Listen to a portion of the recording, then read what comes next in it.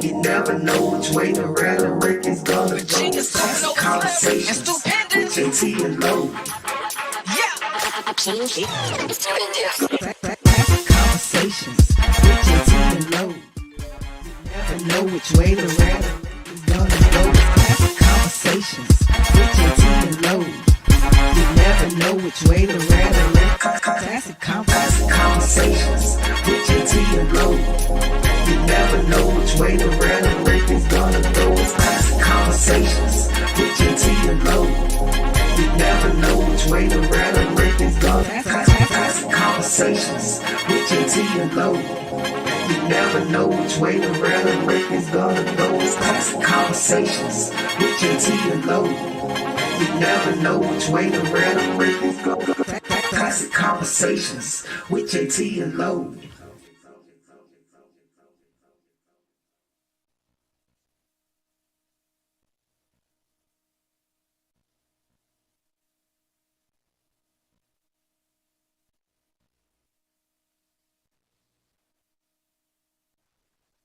Drugs came in and had everybody going crazy. Classic Conversations with Jae Tea and Lo. You never know which way to rap. Classic Conversations with Jae Tea and Lo. You never know which way the rhetoric is gonna go. Classic Conversations with Jae Tea and Lo. Classic Conversations with Jae Tea and Lo. You never know which way the rhetoric is gonna go. Classic Conversations with Jae Tea and Lo. You never know which way the rhetoric. Classic Conversations with Jae Tea and Lo. You never know which way the rhetoric is gonna go. It's Classic Conversations with Jae Tea and Lo. You never know which way the rhetoric is gonna go. Classic Conversations with Jae Tea and Lo. You never know which way the rhetoric is gonna go. It's Classic Conversations with Jae Tea and Lo. You never know which way the rhetoric is gonna go. Classic Conversations with Jae Tea and Lo.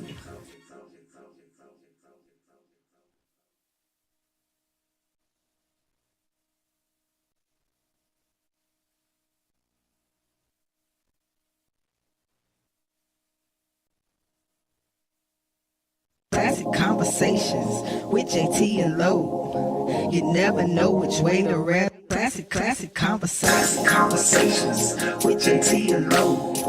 You never know which way the rhetoric is gonna go. Classic Conversations with Jae Tea and Lo. Classic Conversations with Jae Tea and Lo. You never know which way the rhetoric is gonna go. Classic Conversations with Jae Tea and Lo. You never know which way the rhetoric. Classic Conversations with Jae Tea and Lo.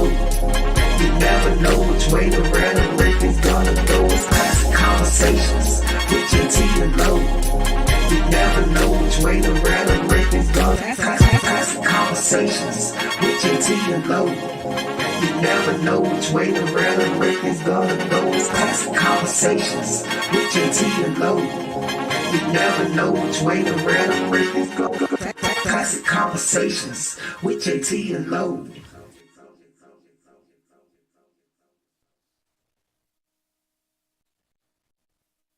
Classic Conversations with Jae Tea and Lo. You never know which way to rap. Classic Conversations with Jae Tea and Lo.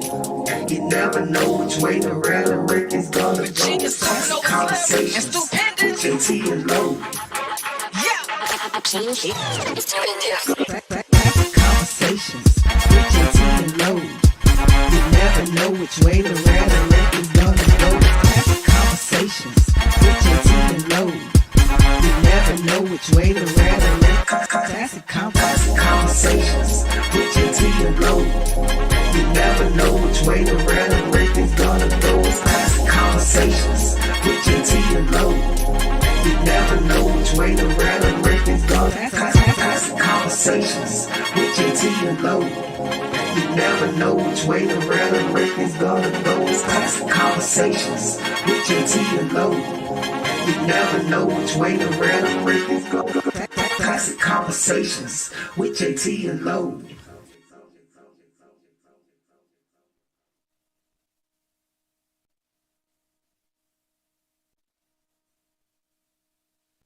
Classic conversations with Jae Tea and Lo. You never know which way to rap. Classic conversations with Jae Tea and Lo. You never know which way the rhetoric is gonna go. Classic conversations with Jae Tea and Lo. Classic conversations with Jae Tea and Lo. You never know which way the rhetoric is gonna go. Classic conversations with Jae Tea and Lo. You never know which way the rhetoric. Classic conversations with Jae Tea and Lo. You never know which way the rhetoric is gonna go. It's classic conversations with Jae Tea and Lo. You never know which way the rhetoric is gonna go. Classic conversations with Jae Tea and Lo. You never know which way the rhetoric is gonna go. It's classic conversations with Jae Tea and Lo. You never know which way the rhetoric is gonna go. Classic conversations with Jae Tea and Lo.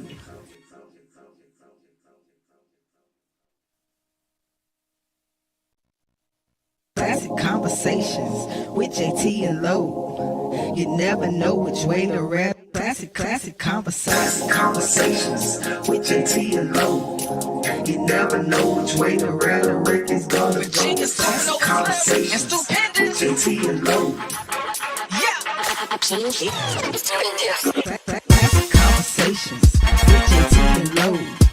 You never know which way the rhetoric is gonna go. Classic conversations with Jae Tea and Lo.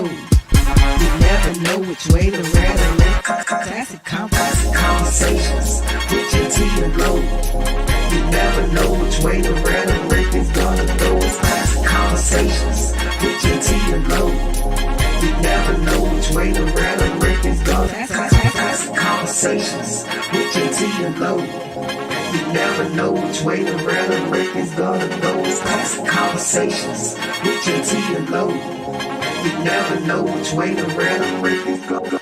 Classic conversations with Jae Tea and Lo.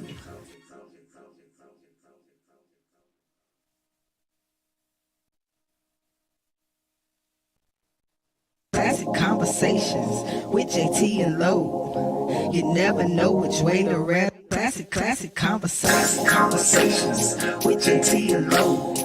You never know which way the rhetoric is gonna go. Classic conversations with Jae Tea and Lo. Classic conversations with Jae Tea and Lo. You never know which way the rhetoric is gonna go. Classic conversations with Jae Tea and Lo. You never know which way the rhetoric. Classic conversations with Jae Tea and Lo. You never know which way the rhetoric is gonna go. It's classic conversations with Jae Tea and Lo. You never know which way the rhetoric is gonna go. Classic conversations with Jae Tea and Lo. You never know which way the rhetoric is gonna go. It's classic conversations with Jae Tea and Lo. You never know which way the rhetoric is gonna go. Classic conversations with Jae Tea and Lo.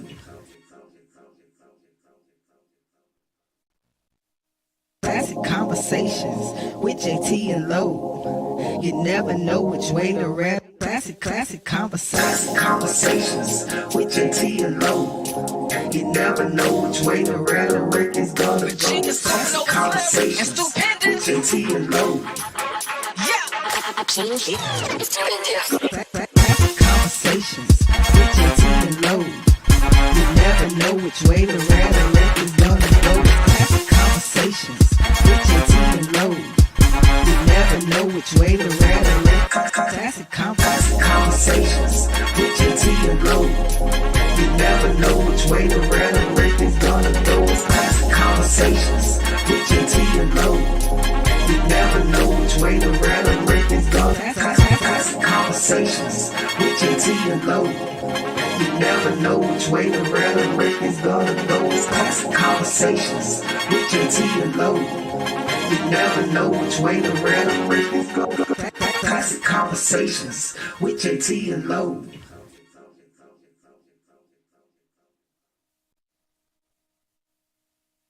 Classic Conversations with Jae Tea and Lo. You never know which way to read. Classic Conversations with Jae Tea and Lo. You never know which way the rhetoric is gonna go. Classic Conversations with Jae Tea and Lo. Classic Conversations with Jae Tea and Lo. You never know which way the rhetoric is gonna go. Classic Conversations with Jae Tea and Lo. You never know which way the rhetoric. Classic Conversations with Jae Tea and Lo.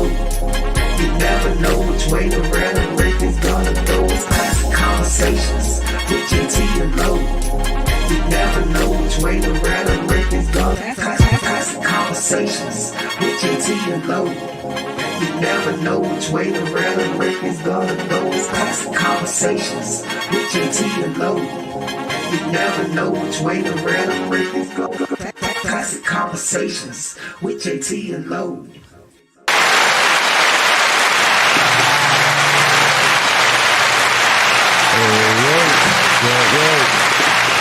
What's happening, everyone? How y'all doing? It's Tuesday night, and it is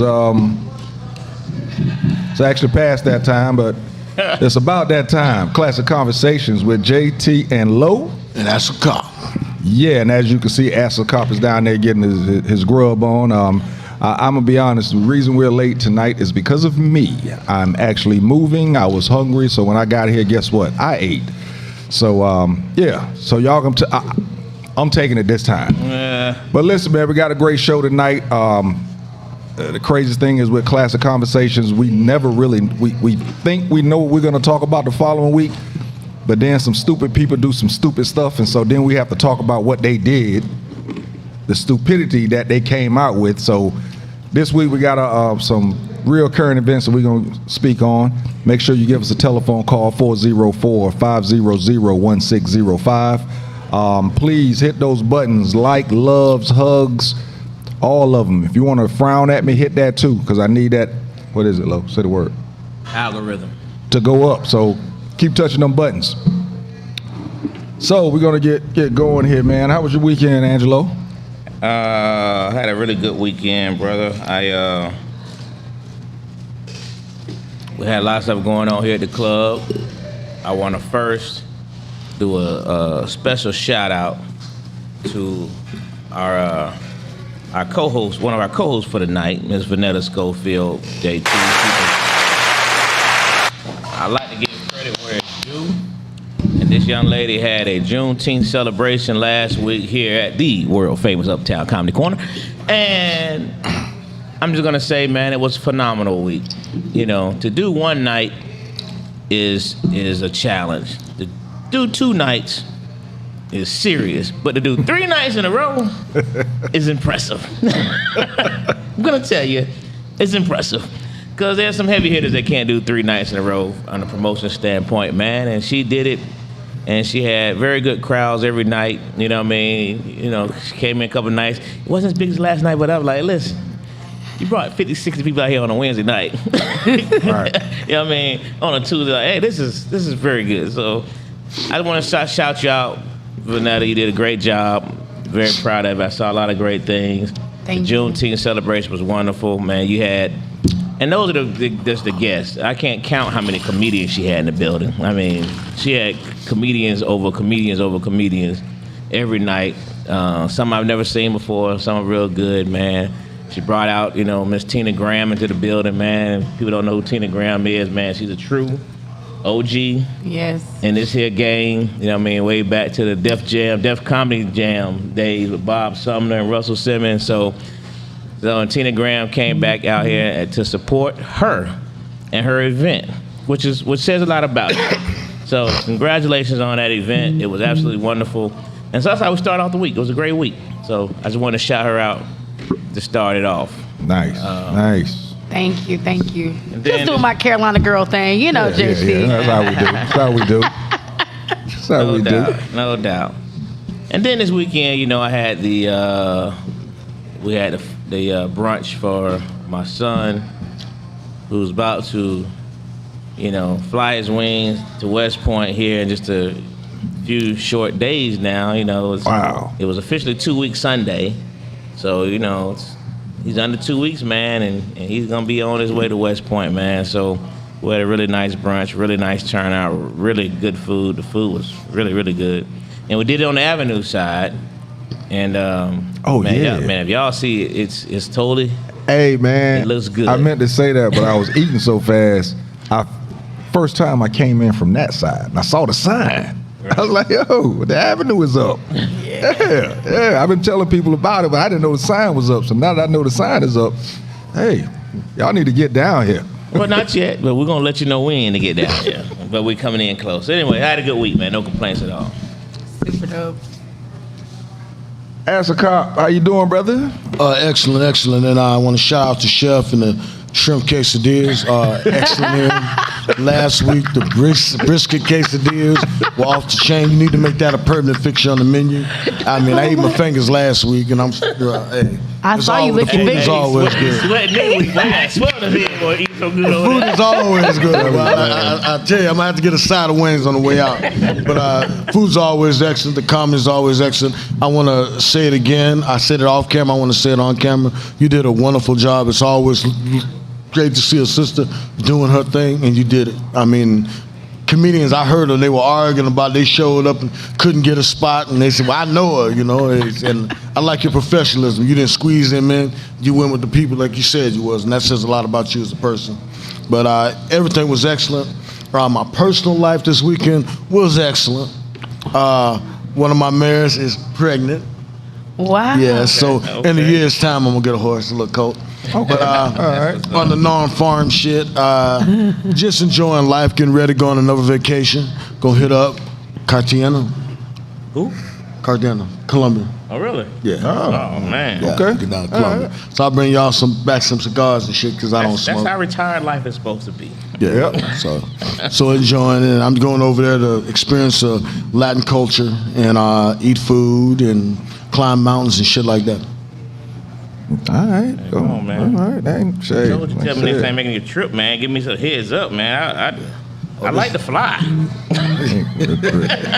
Hey, retirement is retirement, bro. I ain't mad at you.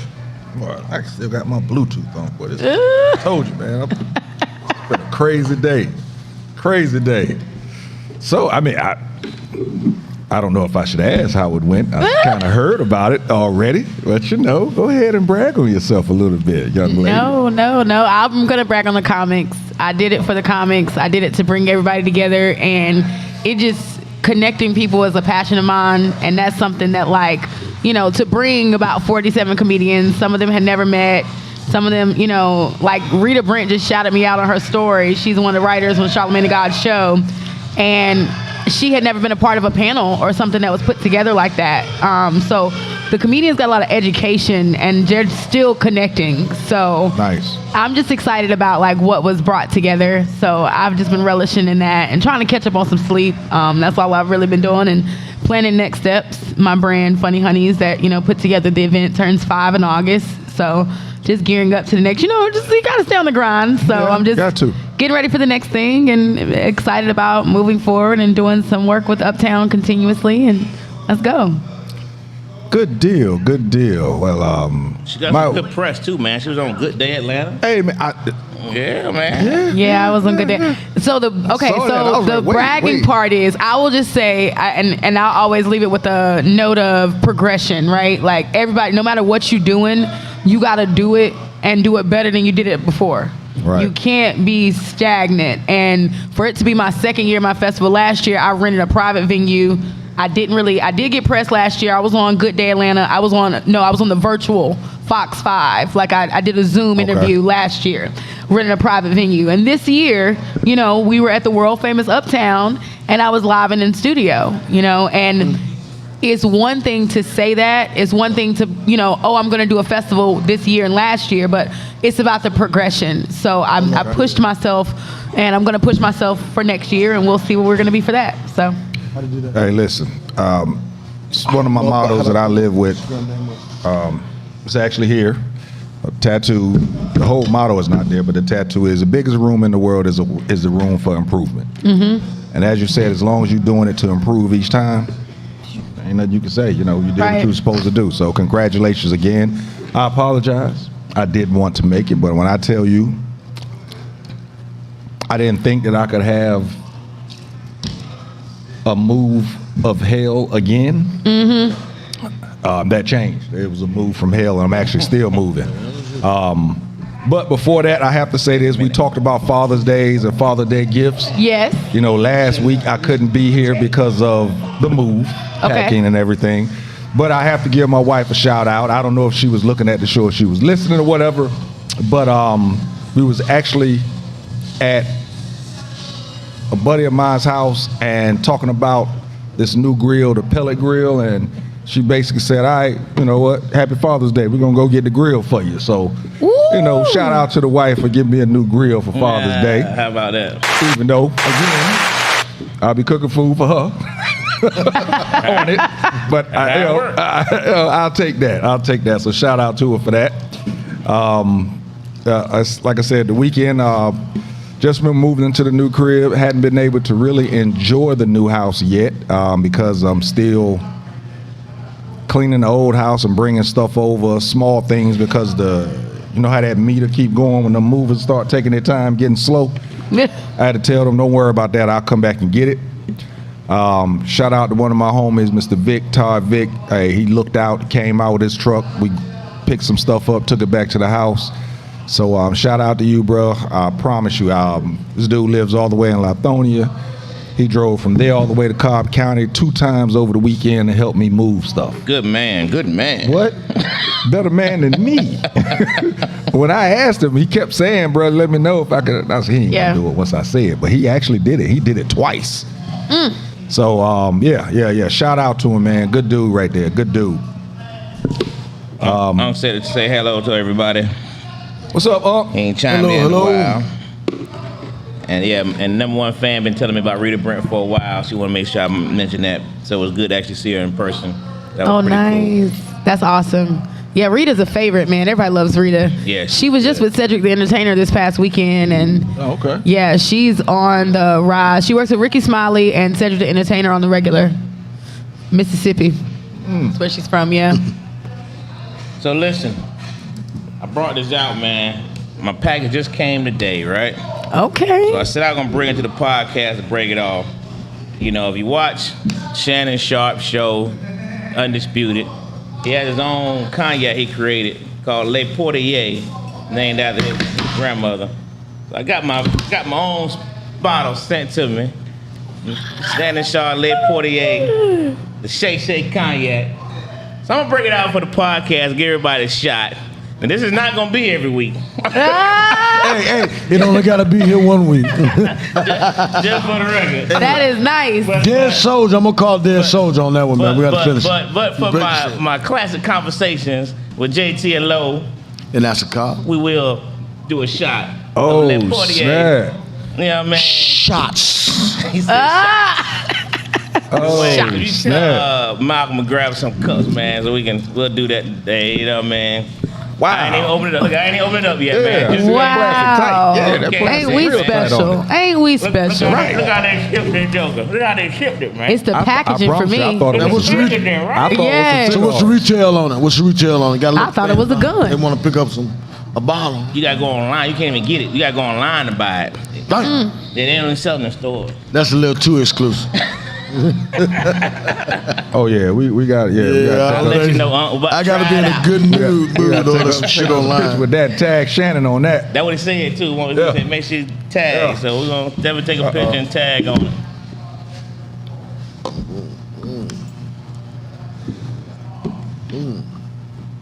But again, y'all, Oh, yeah. I'll have it's Classic Conversations, and You get whole one, Dwayne? I won't turn that down. whole bunch of stuff like this goes down. So stay tuned. We're gonna get to the subject matter in a minute. Yeah, we're gonna get right. Yeah, we're gonna get I there. mean, you can't have a classic conversation and not have a little cognac. Hey.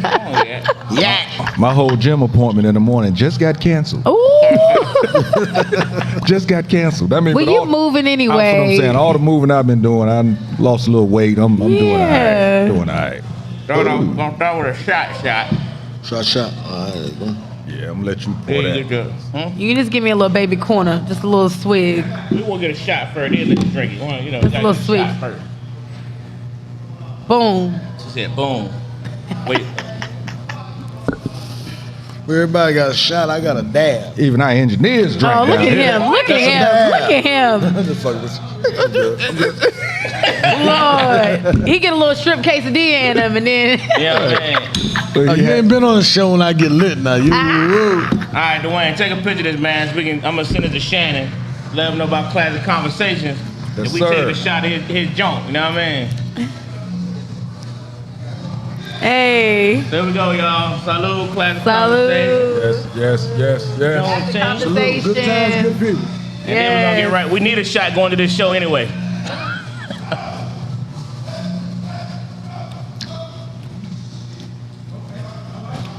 Smooth. Yeah, it is smooth, very smooth. I just took. That is very I had to smooth. take a little bit first, so I can let it play around in a little bit. Yeah, I know all about that. I see. I feel a little something coming back. Also, little Yeah. heat coming back afterwards. After you take a little shot of it. But now You did good, Shannon. That is awesome. Thank you so much. Absolutely. Oh yeah, that's good. Yeah, it was smooth. Yeah. Because we try some free liquor out on here and it's Yeah, not good. we're not That's shotting that excellent. anymore. That's From excellent. now I got you, number on, one fan. You're gonna get a shot. Don't worry. from now, tell her to sip it. Don't shot it. This too good to be shotting. Yeah. We're gonna sip that from now on. Oh yeah, that was good. That was good. Yeah, I feel different. I feel Somebody different. felt the spirit on that one. Look at you. Felt a little different with that. Yeah. Wow. Never know what you need until you get it. I actually needed that shot. That's too funny. I told you, it's been crazy, man. It's been crazy. Hilarious. Classic. I'm excited about the new crib and everything, setting it up, my theater room. I got my bar area, Online, what's it cost? the cigar lounge. Still haven't gotten our smoke control corrected yet. We picked something up and it just haven't worked. We've only smoked 2 cigars downstairs in the basement and I can still smell the smoke. So that's not a good sign. So oh yeah, I forgot to tell you, wifey, I found another one. I'll send it to you so you can check into that one. I forgot to tell you that earlier today. The day has been crazy. We're gonna send that one. Go ahead and do the return thing on Amazon. Let's get that return sticker on out so we can send that on back to them. I love it. You talking to your wife to the podcast. Yeah. We do that a lot, man. Sometimes I'm downstairs, she's upstairs, and we sending IMs each other Yes, instead of I love screaming it. at each other. So, all right, so we're gonna get on with the show. Like I said, with Classic Conversations, we have ideas of what we're gonna talk about the following week, but then people do stupid stuff during the week, and we have to change our minds and end up going with some of the stupidity that's happened in America. What should we start off with? The gun guy, Subway, or you want to go right on into the craziness? I mean, that's crazy by itself. I mean, we can peek into it. Let's talk about that first before we go into the break, and then because we got to talk about the January 6th joint too. All right. So yeah, let's go ahead. Okay, so I don't even know what you say about that crazy joint. this was last night. I think it was last night or the day before. Yesterday, yeah. There was a gentleman that actually went into a Subway, ordered a sandwich, and the sandwich that he got had too much mayo on it. So he got a little, loud, whatever. And this was with 2 females. One of the females, her son was actually there. He ended up pulling his gun and shooting the 2 females. One of the females he killed, and then one of the females I think is still in critical condition. So, we've talked about the gun laws and everything, and that type of deal. And we've also, a lot of times we're saying, it's one thing to own a gun, but it's another thing to actually know what comes with owning that gun. So if this is a person that can be willing to kill over mayo on his sandwich, are those the type of people that you want to be able to actually have firearms legally? I mean, I'm sure there was something else going on in his life. I'm sure it wasn't just the mayo that could have been the tipping point. But at the same time, everybody has something going on in their life. If that tipping point comes when they have a gun, can you imagine? I mean, we saw what happened with this. Can you imagine what's going to happen, what's going to keep happening? You had a quick trip. Somebody get in line in front of you because you got a gun, now you're going to shoot them. Instead of arguing with them, you're going to take it overboard and go to the point of shooting. So, it just makes you wonder in regards to the gun laws. I ain't going to say I like the gun laws. I like being able to get a gun without having to go through all the red tape. But again, I worry about everybody being able to get a gun without going through the red tape. Was that gun even legal though? Was it registered to him? Do we know that? That hasn't come out yet. I didn't see that when I read about it. It's a good question. Because I don't think people that would shoot somebody over that would have the end all be all. I'm not saying that. What I would propose is that there should be some kind of mental health screening and stuff before people are able to purchase and have a gun license. I think that red tape should be something that's applied. But the only reason why I ask that is because this doesn't sound like an individual that went and got a license for that gun and has the right to carry it. That gun might have a few bodies on it when somebody forgot the mustard and we just never saw that story. That's why I got rid of my gun, because I felt it had somebody else on it. To be honest with you. I promise you. Yeah. That's why I got rid of it. Somebody broke into my house and I sat there thinking that they was going to come back to try and finish the job because they left stuff undone. Parked my car down the street and I actually sat and watched my front door. And if somebody would have walked in there, I'm probably not sitting here right now because I was going to blast them. What you think about this, Ask a Cop, in regards to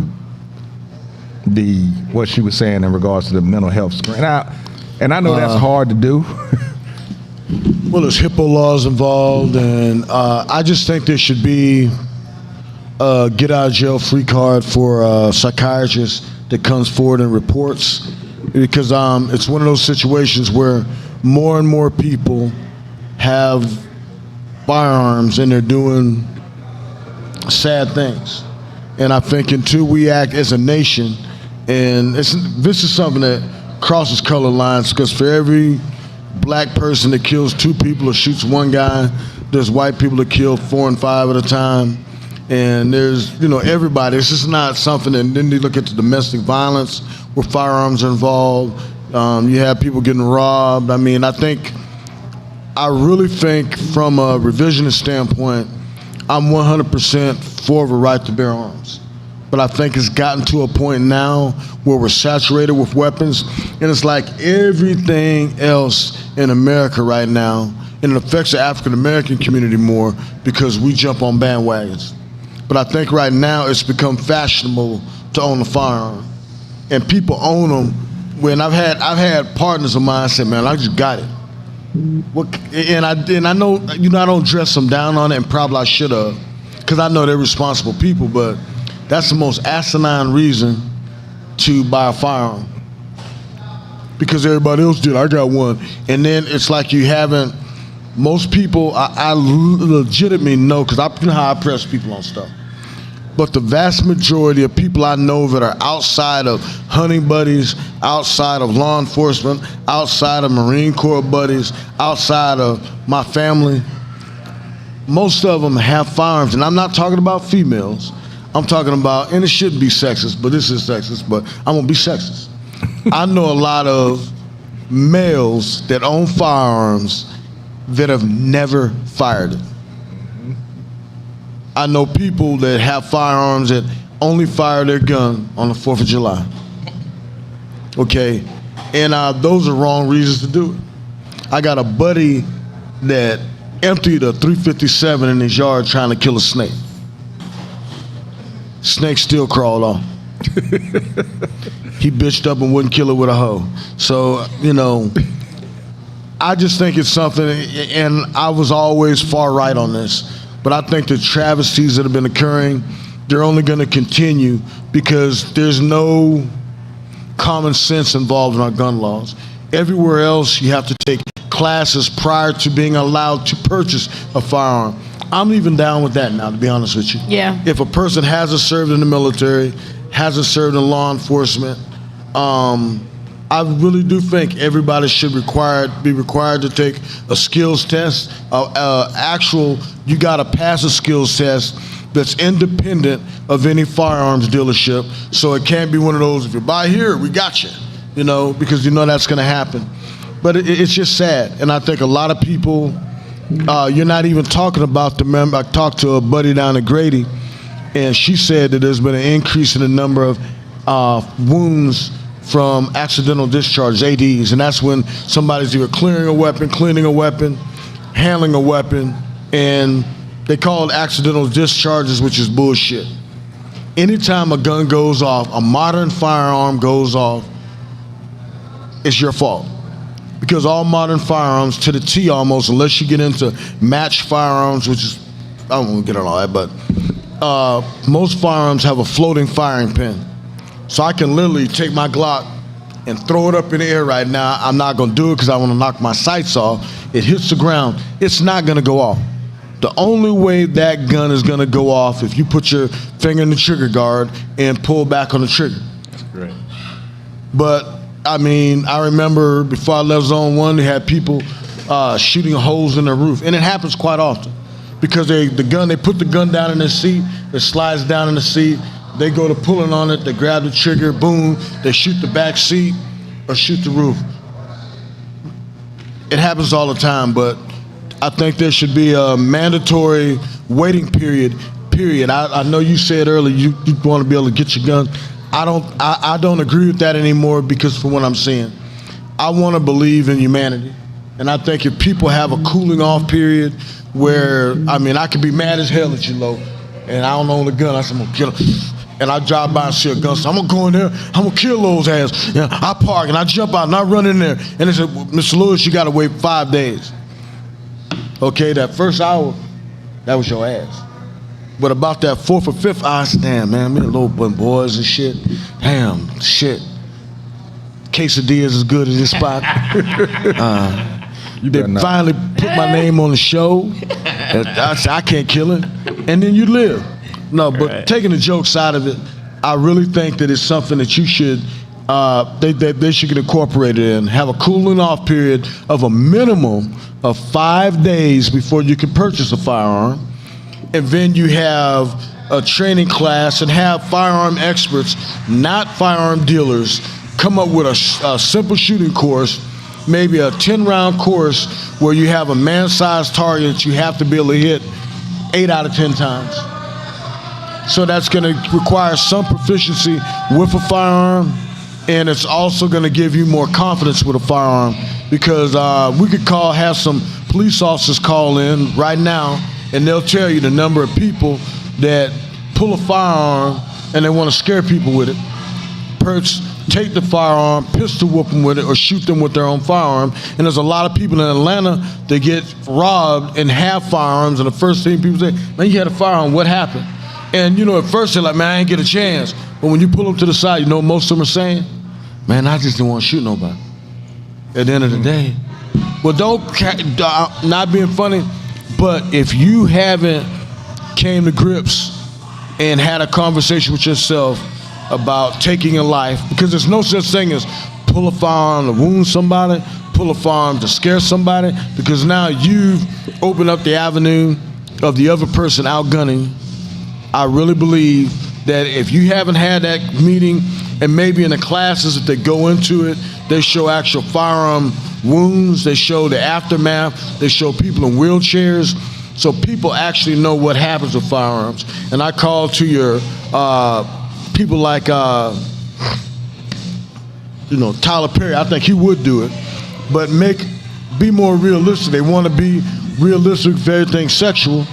Be realistic with firearms. Have a couple characters that remain in a wheelchair, and it's open knowledge that the reason he's in a wheelchair is because he got shot. And don't let it be some old, no, just let him be he's at a cookout and he got shot in the back. It happens all the time. Not the intended victim. Forever, life change, got a colostomy bag and you 22.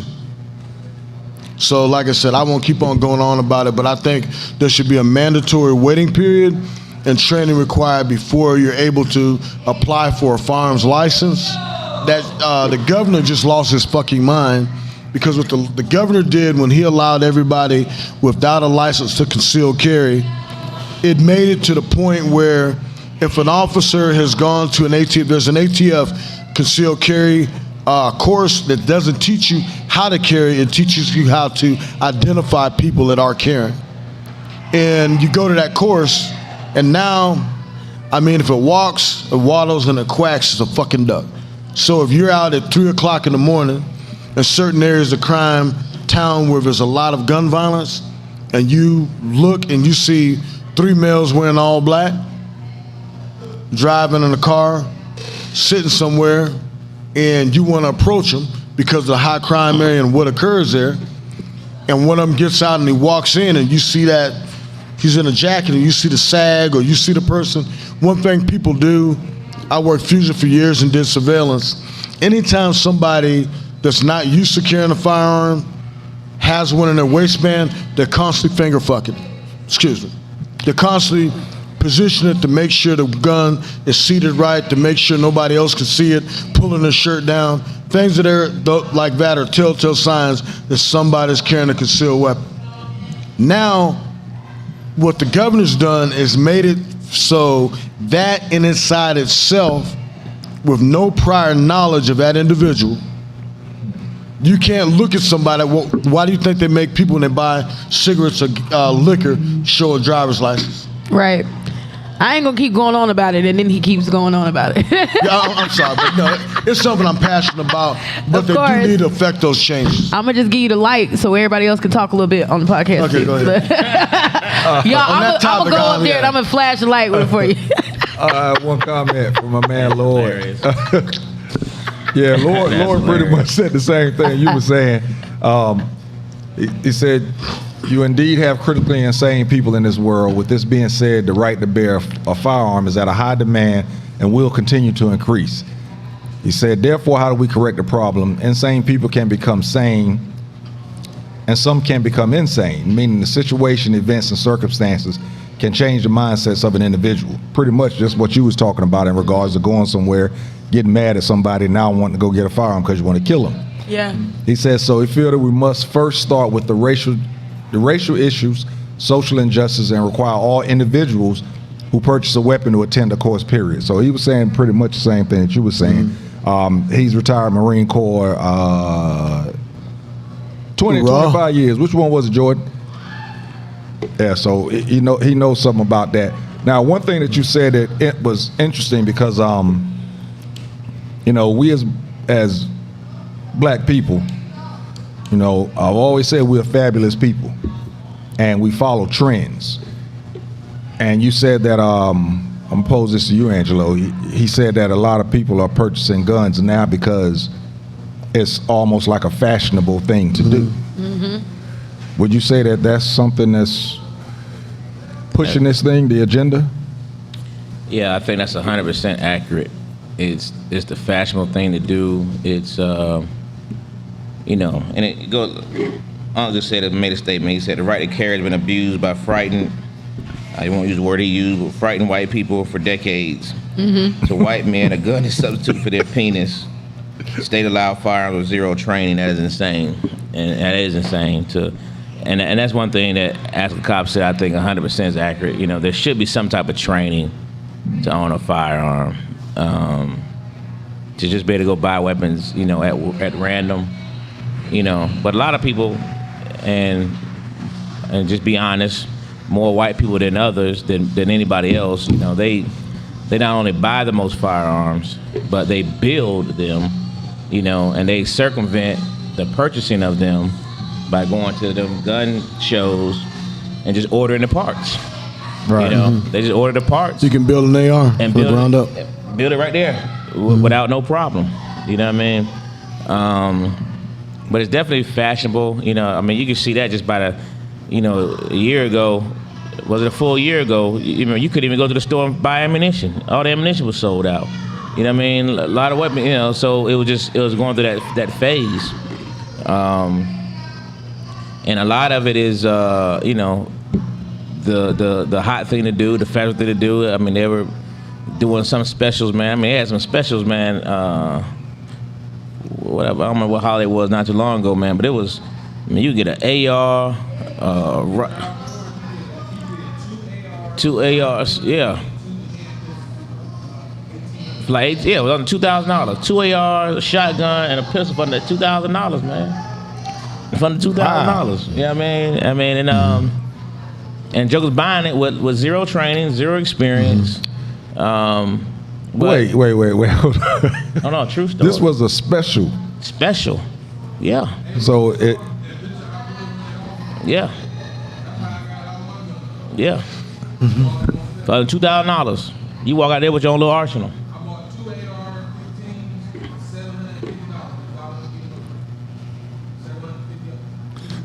But I'll say this, everybody out there, wow. all ARs aren't created equal. If you're paying They are that not. much for 4 guns, you bought a bunch of shit. They are not. Man, that is. You might get one of them are good, but based on what your use of it is, you know, and then you could buy the AR and still trick it out to, you know what I mean, to make what you want to make it.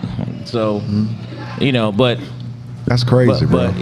here's my concern on this is that, you know, you have all these issues and you have, you know, the training, but the reality of it is when you look on the news every single day of the week, you know, 15-year-old shot in the car 2 days ago. You know what I mean? 2 16-year-olds shot on at the Southwest Atlanta and out their apartments.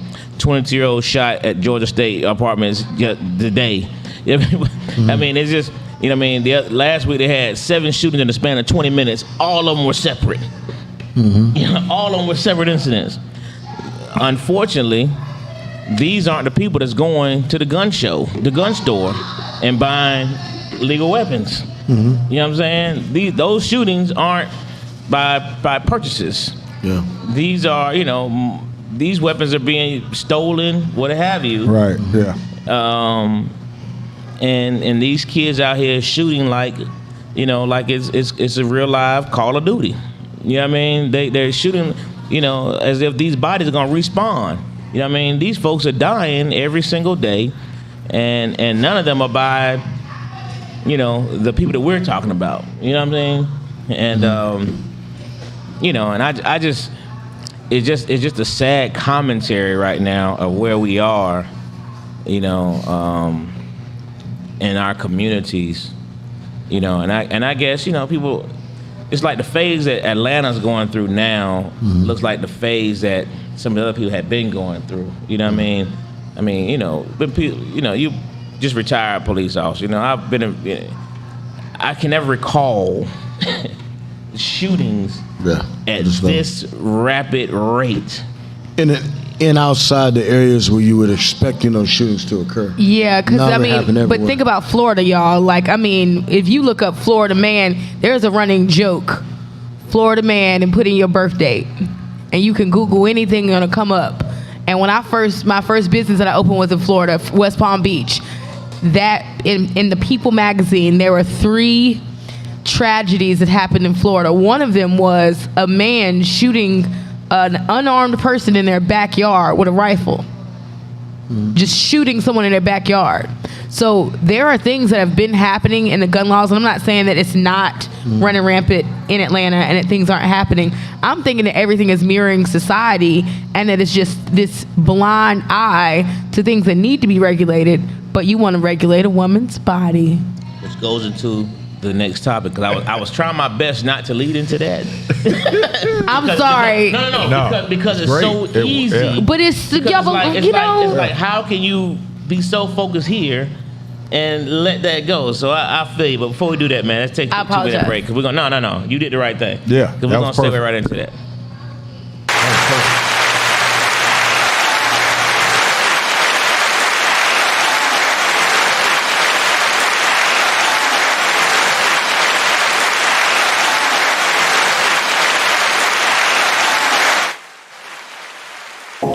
You never know which way to rap. Classic conversations with Jae Tea and Lo. You never know which way the rhetoric is gonna go. Classic conversations with Jae Tea and Lo. Classic conversations with Jae Tea and Lo. You never know which way the rhetoric is gonna go. Classic conversations with Jae Tea and Lo.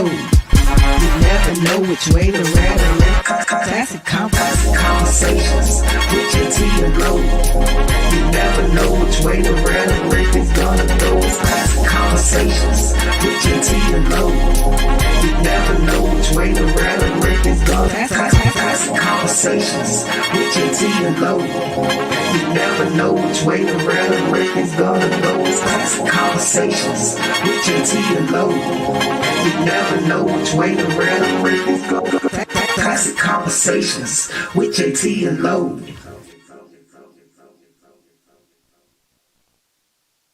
Classic conversations with Jae Tea and Lo. You never know which way to rap. Classic conversations with Jae Tea and Lo. You never know which way the rhetoric is gonna go. Classic conversations with Jae Tea and Lo. Classic conversations with Jae Tea and Lo. You never know which way the rhetoric is gonna go. Classic conversations with Jae Tea and Lo. You never know which way the rhetoric. Classic conversations with Jae Tea and Lo. You never know which way the rhetoric is gonna go. Classic conversations with Jae Tea and Lo. You never know which way the rhetoric is gonna. Classic conversations with Jae Tea and Lo. You never know which way the rhetoric is gonna go. Classic conversations with Jae Tea and Lo. You never know which way the rhetoric is gonna. Classic conversations with Jae Tea and Lo.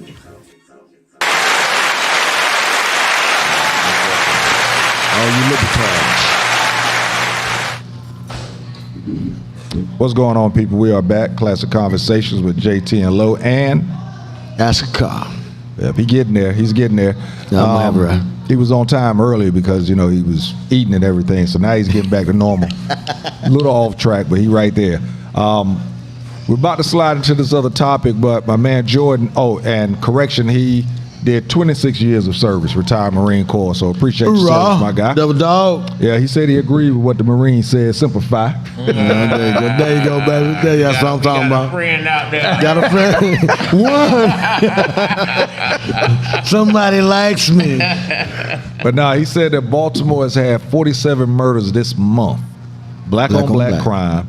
We'd also like to add the mirroring society and the night. Oh, and as a nice lady said, and also greed, property, the economy, and the mental health. We're literally walking into the lion's den when we step outside of our homes. Yes. Yes.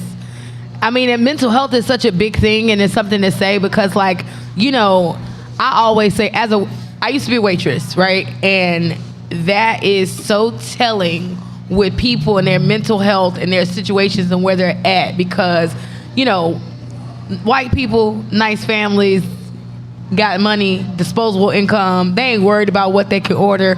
Their attitude is so even keeled. They just sit down, they order, they go, they tip, they leave. Black people, they stress. The kids yelling, they crying. They really don't want it. They on a budget. They want to order something from the kids' meal. They mad at the kids just because of this. Then they direct that stress to me, and then they want to boss me around and get extra napkins and all the extra free stuff that they could get, making lemonade at the table because they can't afford the fruit punch. It's just a total different situation that the stress that is put on us in society, how we even order our food is different. So when you think about it in the space of ordering food and getting mad and getting like, and the only thing, you don't have much power, you don't have much control, especially in these customer service situations, these are when you really flex the most. That's why, a lot of people don't like serving us or us in the low income space, because There you of go. that. Let's separate them now. And I don't want to get to this next subject, but what you said, I don't think a lot of people realize. When you say mental health, everybody think it's always something huge. Yeah, they just slapjack ass crazy. It's the smaller things that you worry about that actually ends up being a bigger thing. Like you said, going to a restaurant and they bring the menu out and the menu ain't got no prices. Already, that's a stress on you. Oh my God. Because you don't know exactly what cost. So now you got to, do I want to order the fish? I can't order that one because it's got a funky name. Even though it's salmon, it's still got a funky name to it. It's salmon a la or something. So now that's going to be, those little things like that can actually add to your stress level if you're not careful, to where when something does happen that's, I ain't gonna say real, but something does happen that's on a bigger stage or a bigger level, more intensity to it, the issue, it can take you over the limit, over the edge, and those small things like that, I think because mental health now is becoming, as early as 4, 5, 6 years ago, it wasn't talked about. Right. Period. Wasn't. I remember the first time I posted something about mental health when I went to see my pops after 34 years of absence, and how everybody was like, "Oh, that's great," blah blah blah blah blah blah. And I had a lot of people reaching out to me. But now, mental health is at the forefront of everything. Mm-hmm. As soon as somebody does something, oh man, it's probably a mental health issue. I like it, but at the same time, it can be something it's almost used as a crutch, to where, or not a crutch, an excuse almost. And it's discounting some of the smaller issues that I think we have in regards to mental health. But again, that's another show. Like the woman who just set her house on fire and burned her kids. Yeah. But it stabbed them to death prior to burning them. Something like that. Yeah. With that one? Yeah. Yeah, I think, yeah. I know the 5 and 6 years thing. I know we're moving on. I know that's another show. But I will, just to your point about mental health, I think it's something that's been unavoidable for years. I think it started to be 5 or 6 years ago, recent conversations. But, when we say what a time to be alive, you got to think about all the things that we have endured. Like, in the past, Michael Jackson died 13 years ago, a few days ago, and everything has just been, ever since, no, but seriously, there's been just a lot that has happened that we have lived through. Y'all, again, we talk about gun laws. I've been a guest here, and we've been talking about guns and gun laws and shootings for the past month, recent things that keep happening. Right. So mental health is, a concern, and it's recent, but think about what we're living through. Thinking about what we can't really process. Think about the fact that if we're in Atlanta in the hood, these niggas can't even really articulate their feelings and really say when they mad. They grab their gun. They've never been taught emotional intelligence. So, mental health is at the forefront because we don't even know how to communicate. And then think about all that we're enduring in society. So I do think I'm not saying it's a crutch. I'm not saying it's not something that we should make note of. I'm just saying that people are tired and trying to figure out ways to cope and deal with things. And a lot of niggas just grabbing guns, obviously. It's little kids grabbing guns. It's niggas grabbing. It's people that are resorting to not being able to process their emotions and how they feel. Number one fan said gun control was called into play by Ronald Reagan when the Black Panther invoked their Second Amendment rights. Mm-hmm. And that's something that, you wonder if that's what it will ever take to balance the scales, to really make them look at the true gun laws, is that when they see enough black folks with guns are armed just as heavily, then maybe they'll start taking notice. But the same token, you don't want to see the damaging part, because most of these mass shootings are not by black people. Mm-hmm. At least the mass shootings in terms of killing kids and running to schools. Mm-hmm. Most of those are by the other folks, but you know, the black folks mass shootings, as long as the black folks mass shootings continue to only affect the black community, then, you know, they don't care. You know what I'm saying? As long as we just keep killing each other, oh well, you know. Right. It's not an issue. If we get off the reservations, it'll be an issue. That's the only way it'll become Dude, that's a true issue. Wow, that's heavy. We're gonna get to the next subject, but Lloyd said there's a huge difference between mental health and accountability. But he said one hell of a point, JT. Actions require reactions, and due to the jacked up society that we live in, just like you were speaking out, most people are beyond pistivity and they're simply acting out, just as you were speaking That's out. my word right there. Who said that? Pistivity. Lord. That's one of my words right there. Yeah, boy. that pistivity. That's a good one, boy. I'm to the highest level of pistivity, boy. Pistivity. Pistivity and unfuckwittable. Those are my shits, boy. I love them words. Adam the old What's up, D. Lonnie Line? What's up, LeVar? So anyway, T's, we gonna get, you know, we get to that next topic then. All right, y'all. So we're gonna get on with this Roe versus Wade. What do you call it? What is it? Judgment? Overturning? Tap out. Overturning. Yeah, your little sexist ass. Of course you will. He'd be like, yeah, I second that. He the 10th justice. He the vote that flipped over the scale right there. That's the one motherfucker right there. Yeah, police their bodies. Let's go. Yeah. So I'm sorry. So you know, I love you. with this, because this popped off. You know, of course, there was a lot of rallies. There was a lot of, you know, people marching, doing everything. And it wasn't just us. There's a lot of different people out there on those marches, you know. There was actually some pregnant women actually out there marching. But we've talked about this. Angelo's talked about it specifically in the past in regards to now that they're governing what women can do with their bodies. The simplest way to ask it is, what's next? You know, what other basic right can now be taken away? You know, okay, we can go back to say COVID. They couldn't make people take the shot. They did everything they could by, you know, restricting access to certain things if you didn't take the shot, that type of deal. But they couldn't do that. But with this, they're actually telling women what they can and can't do, period. So, can I just say something as a woman? Do y'all remember when Trayvon Martin died? Yeah. What year that was? Who died? 2007? Trayvon Martin. 2008? Oh, yeah, now 22. I really want to say it was 2008. I want to say it was. I think because I made this point a while ago, and it might not be the case, but a lot of killings of innocent black men started with Obama in office. And I personally always felt like it was like with the black men in office, like it's too much, so there's going to be a counteraction to that. And I just think that women are getting a little bit too much power. And now that we have a black woman in the Supreme Court, and now that we have progressed and advanced, I think that there has to be some kind of dynamic, but wait, you haven't really progressed kind of situation. And I have made note of that, where we'll see there's progress, we'll have a black man in office, but then all these black men getting killed. And now we have a woman in the Supreme Court, but Roe versus Wade is overturned. A black woman in the Supreme Court, might I add.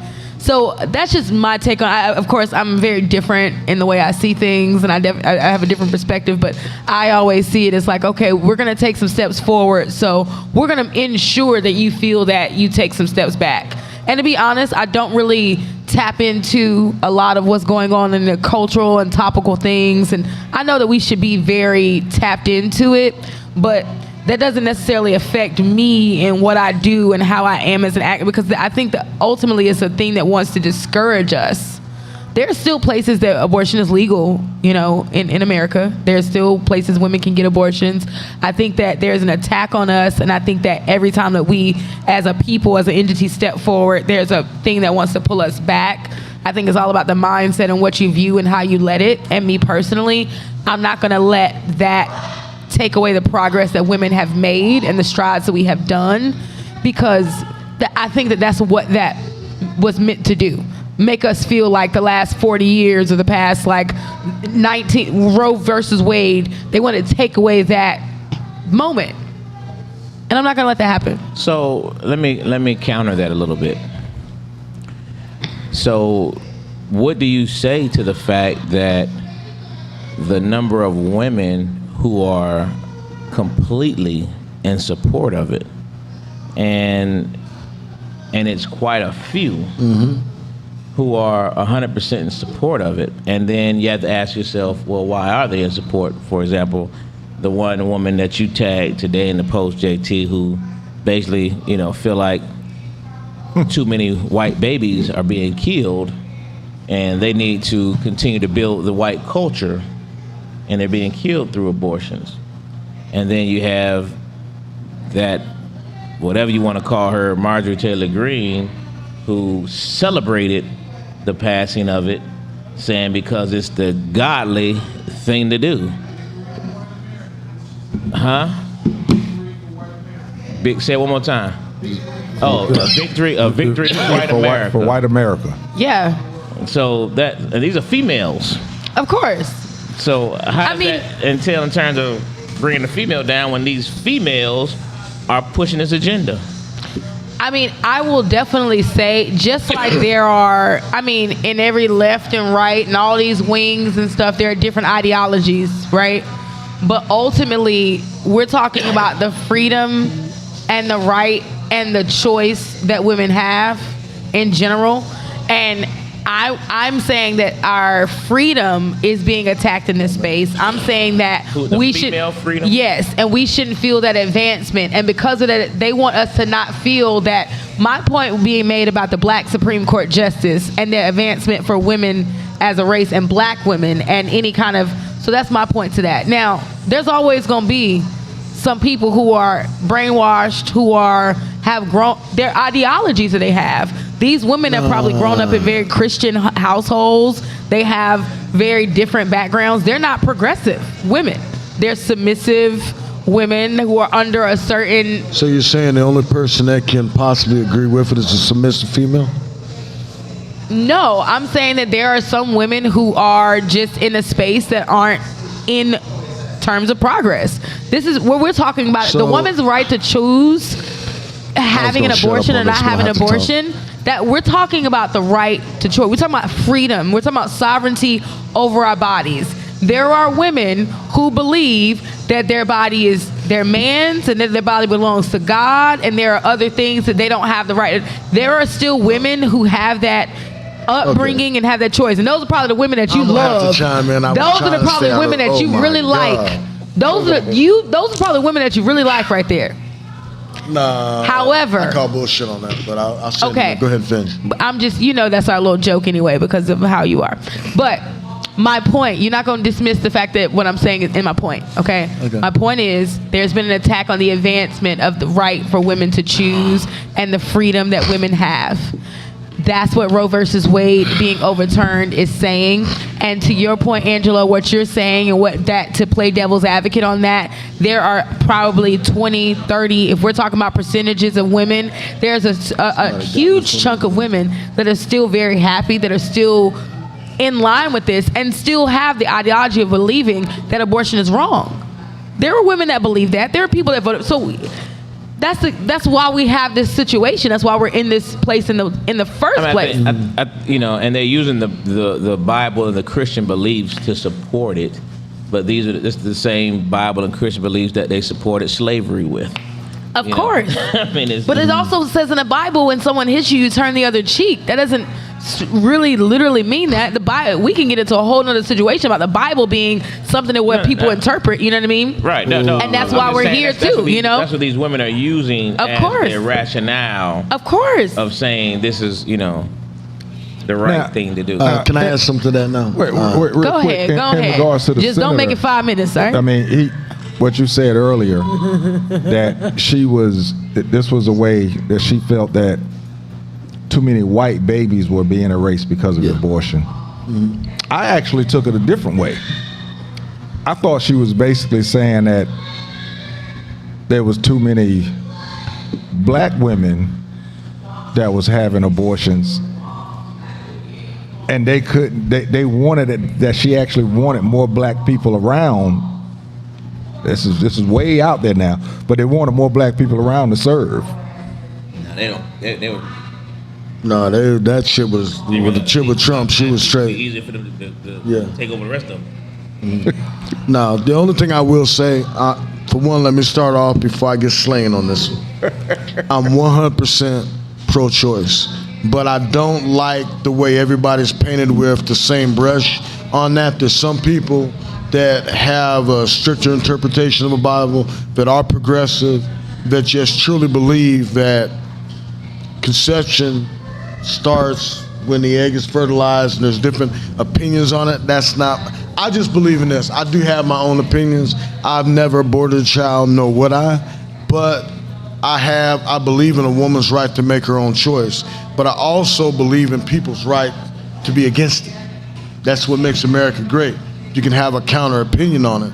Now, I know some people, like a lot of Republicans, is strictly, that's part of their agenda. When you go to the fundamentalist Republicans, I'll actually send something to you that you can post. And a lot of, they're so racist that they are saying there's not enough of us being born. Okay, but you can look at that also on the more educated black people. We're normally having 1 and 2 children now, people that are capable of having more and putting them through college.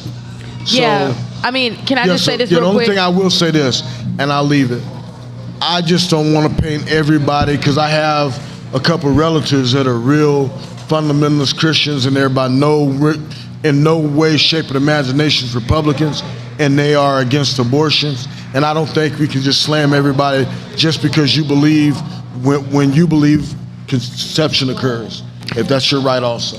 Correct, but that one, I just want to say that is a great take on that. Two, I just think that in reference to his point, not as relevant. Three, that white woman's dumb.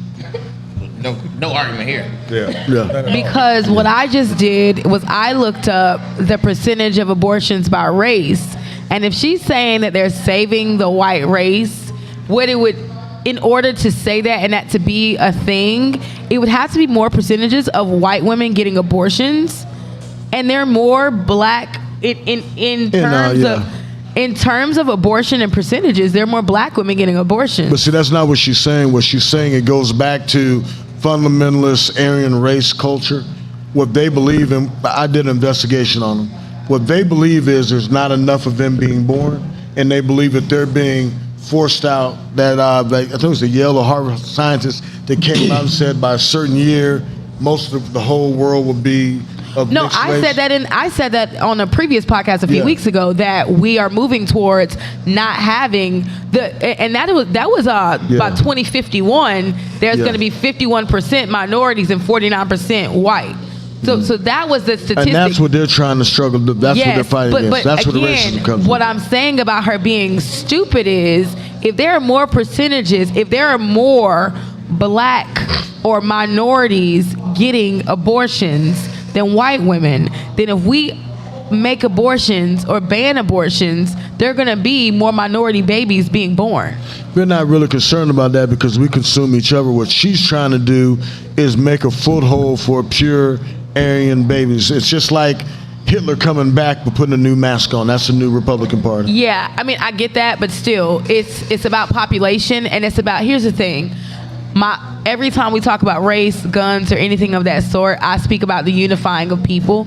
And there needs to be more unifying in the space of minorities, because even with black people with money and white people with money, it's a lot of white trash out there. It's a lot of people who are just, in terms of in Atlanta, black excellence. If there was more, and Atlanta is a perfect example, because I think there's more people in Atlanta that do work together, that do collaborate, and I've seen more progression in my business just being here because I have a community of black people that I can rely on, count on, and have support. And blessed with discretionary income. If we did that as a people overall, then this wouldn't even be a situation. And I always just kind of want to bring it back to the fact that if we were more unified, that would be more of helping the advancement. All right, Jordan made a comment. He's talking about you, Angelo. He said, brother, your point is part of the disparity, and I love what you just said. Think for a minute. One race wants to multiply, the white fucking race, and she was probably related to the shooter in freaking Buffalo. And the other, from a biblical standpoint, feels the body is the Lord's temple and should be treated as such, i.e. thou shalt not kill. Bottom line up front, they can overturn Roe versus Wade, but some individual will still perform the procedure in his he didn't say God, damn basement in his garage. And that's the thing with it being overturned. I actually think you're putting more women at risk. Yes. Because Definitely. there's going to be a lot of women that's still going to get this procedure done. But again, like you said, they're going to get this procedure done in somebody's garage or somebody's basement. A lot of wire hangers going to be You get purchased. your butt implants to get a Go over to this spot, abortion the same day. ask for such and such, and say that you want a tooth replacement when actually you're going in the back to get an abortion type of deal. And I think I think that will happen a lot. There's going to be a lot of people getting these things done without the proper care. It'd be interesting to see where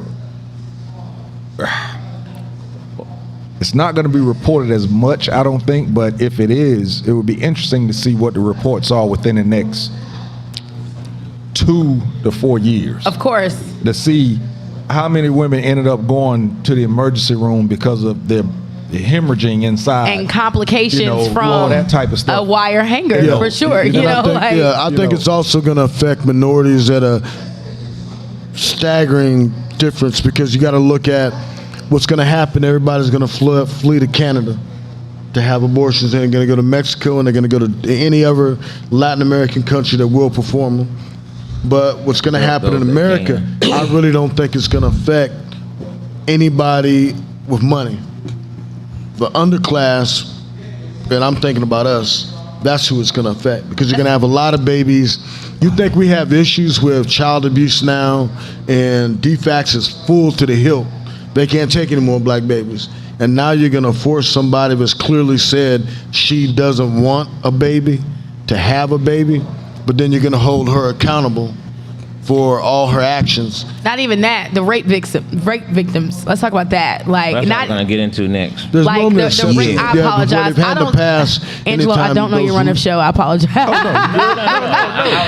You brought up the topic. Yeah. Because I had this conversation just last night with someone who was talking against it. You know, he was kind of being, semi disrespectful, I think, to women Yeah. in terms of maybe y'all to be more careful now who you lay down with. And my response was, you're missing a much bigger topic, much bigger issue. What about that girl who didn't have a choice because somebody took her body? Right. And what They about the raped her. dudes What who? about the Yeah, that's child crazy. that gets molested? What about the 13, 14-year-old girls You getting guys molested by making it a Uncle lot more Charlie? difficult. How about the person that knows a child is going to be mentally handicapped or deformed? And Like, what about a girl? What about a part? Medical Honestly, abortion. y'all. That's still Yeah. if that was after the fact. But if a woman gets raped, Yeah. Yeah. she has no choice in this matter. Yeah, that's Yeah. crazy. Telling her if she's a criminal, if she tries to get an And what is abortion, it? What is that it? junk is insane. Up to 6 weeks? Insane. No, And it's there up is to an 6 weeks, exception. right? They're making most No, of the things that come out does have an exception for rape. No. Nah, they don't got an exception Not for that. one. Nah, There that was whole no thing. exception. There's no exception for that with No. rape. That's why it's a big deal. And I mean, and think about it, the criminal case and the proceedings to They're even leaving do it up to that. the states. As being someone who's gone into the criminal cases and the court, you couldn't even have a judge weigh in on a verdict before the abortion would have to take place in order for that to happen. Like, most of that is on the individual anyway. Like, to do that. And isn't it? I just think a lot of this is a smokescreen. Again, something else to get us to think about, because it don't make sense, right? This was 50 years ago, they already talked about this. We already know none of this makes sense, right? If a woman wants to have an abortion, it's her body. She should be able to do what she wants to do with her body. So every day, every time we turn around, every year, it's a different narrative being thrown out at us. And I said this before in a couple shows back. Like, it's always something else. right? Until we realize what's really going on or what they have, what's the big picture, because it doesn't. This is retarded. We know the screen's down, y'all. We're getting it back up now. Number one fan said Mississippi, where the Supreme Court decided to take the case that effectively ended Roe versus Wade. That state rates 50th for black maternal, 50th for black infant maternal, 50th in black child poverty, and 50th in education. And this is the state that took this to trial. Lonnie said that's because abortion for the average white woman is done as a medical procedure that's counted differently than someone going to the clinic. White women get it more, which is why they're trying to ban abortion. White people are diminishing, and in 300 years they'll be almost obsolete. And this is by their study. But y'all, what's something else is crazy? I just want to just real quick, just to touch on. It's not even about rape. There are some women who are physically incapable of carrying babies that would even be the baby or the mother or having these ectopic pregnancies or having things. There have been moments where people have either had to miscarry or just abort mid-pregnancy because of their body's inability to carry. So we're really talking about just women's health. I think that was the only one that wouldn't be considered if your health. Okay. You have to prove that your health would be in jeopardy. But you only got 6 weeks to do it. And that's and when you said about the percentages, I was going to say something, but it slipped my mind. What he just number one fan said in regards to when white women go in for abortions, it's not reported as an abortion. It's reported as a different type of procedure type thing. Because of classism. To get into Harvard, she can't show that she had an abortion. Right. That type of deal. So that's what the percentages. Probably are wrong. I could see how that could be. Yes. Yeah, I can see how that could be. Oh, and also everybody, I'm sorry, Sugar Sean, everybody. Yo, what up? I'm a little late right now. My daughter just got a little looking like she getting a scholarship to a prep school. She did a thing. Go Kennedy Riley. That's my girl. She going to high school next year. Looking like she gonna be the starting point guard in varsity as a freshman. So she don't get a ball skills from me. I play football. I'll tell you that. Well, happy Father's Day, brother. Well, happy Father's Day to all you brothers, man. I tell you this though, I got a stock tip for y'all. Since this abortion thing went out, Trojan condoms have been going up, so y'all might as well start investing in Trojan. Cause I bought a lot of, I'm buying cases of Magnums. I got them for the low. Anybody need? That's the new hustle. Cause this is crazy. That's correct, Lonnie. Nah, it's that Plan B hustle. I'm investing in hangers. We said hangers? Nah, don't do hangers. But now, JT, to explore further outside of Roe versus Wade was the secondary topic, is like the what's next factor. You know what I mean? Because, and we said this on our chat the other day, I was like, Clarence Thomas wants to revisit several topics to include, gay marriage. This motherfucker. You know what I mean? And you said, they're not going to touch it. And my response was, don't doubt that jump. Because you see these folks protesting the Supreme Court right now with the Roe versus Wade. You think they're going to move them 6 judges who voted against it? Not going to move them one iota. Well, I think at some point there'll be revisionism as looking at what they're going to do with the Supreme Court in the future. I think the Supreme Court justice. Future. Yeah. Well, but you know what? Nah. Here's the thing. If the Republicans were in control at this moment, they would have no problem expanding it for their benefit. But because these Democrats, who just have shown how spineless they are, they won't do it. Old boy had an opportunity to do it. Biden has the opportunity to do it. And they talked so much against it, he quickly stopped talking about it. You know what I'm saying?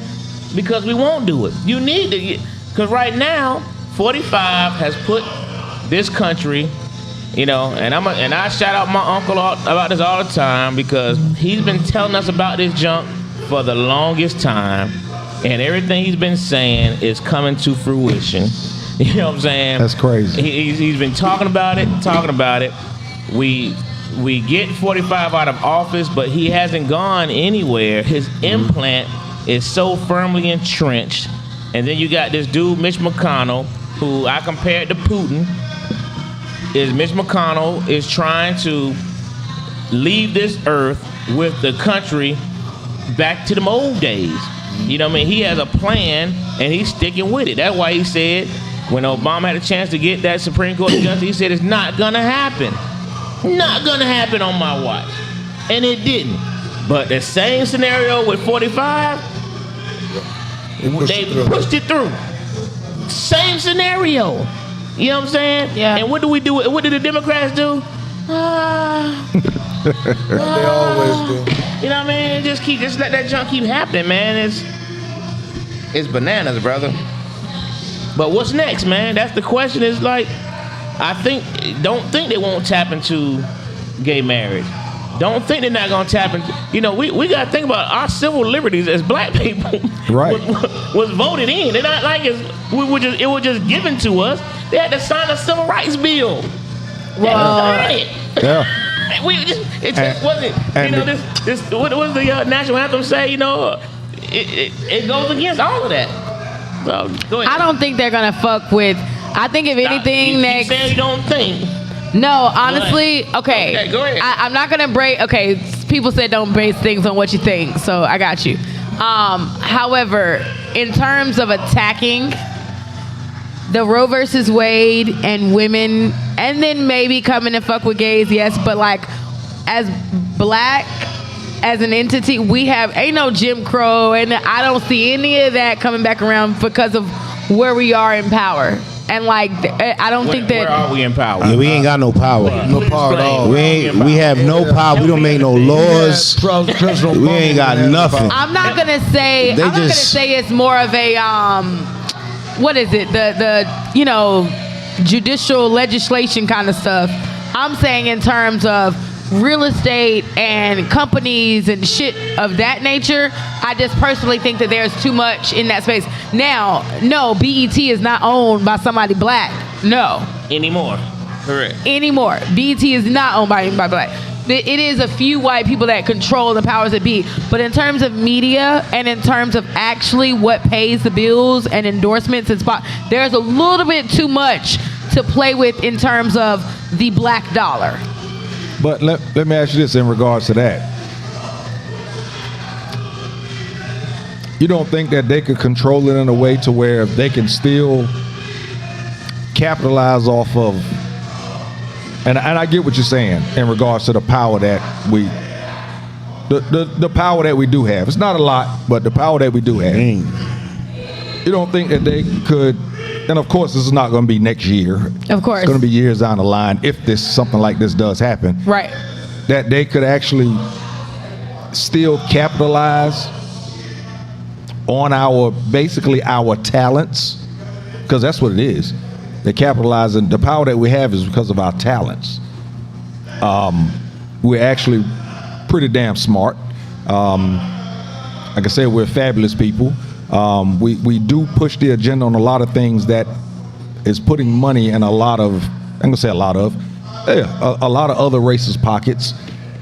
But do you think that they could actually pull back some of those civil liberties and then still capitalize on that power that we have now? So I'm gonna bring it back to the influence that we have now. No, I understand exactly where you're coming from, and I will say, since I just mentioned the fact that like I've been a proponent for us unifying in some way, in shape and form, right? Like in previous podcasts, I've said this before. I think the one thing that will unify and probably get Tyler Perry, Beyonce, Jay-Z, and Angelo from Uptown all at the same table is the second black people felt our civil liberties were under attack. Because if there's one thing that can unify us, we do have a certain level of power and influence with our talents. If we're just dealing with talent in general, the industry. I mean, shit, Jack Harlow, he's invited to the cookout. He would sit at the same table in the space of where we're talking about black dollars and making sense in unifying so that our civil liberties will not be attacked. I think if anything, if they come over there to that side of the table, they come over to that little area, that's when we will unify as a people. And that's when we'll be our most powerful. So part of me kind of wants to see what would happen if that were to happen, but another part of me does not think that would happen. So let me ask you a question. Yes. And this is just to Let's go. for the sake of conversation. I'm enjoying the classic Do you conversation. know how many rich Africans were involved in the slave trade? A lot. I mean, Do you know how?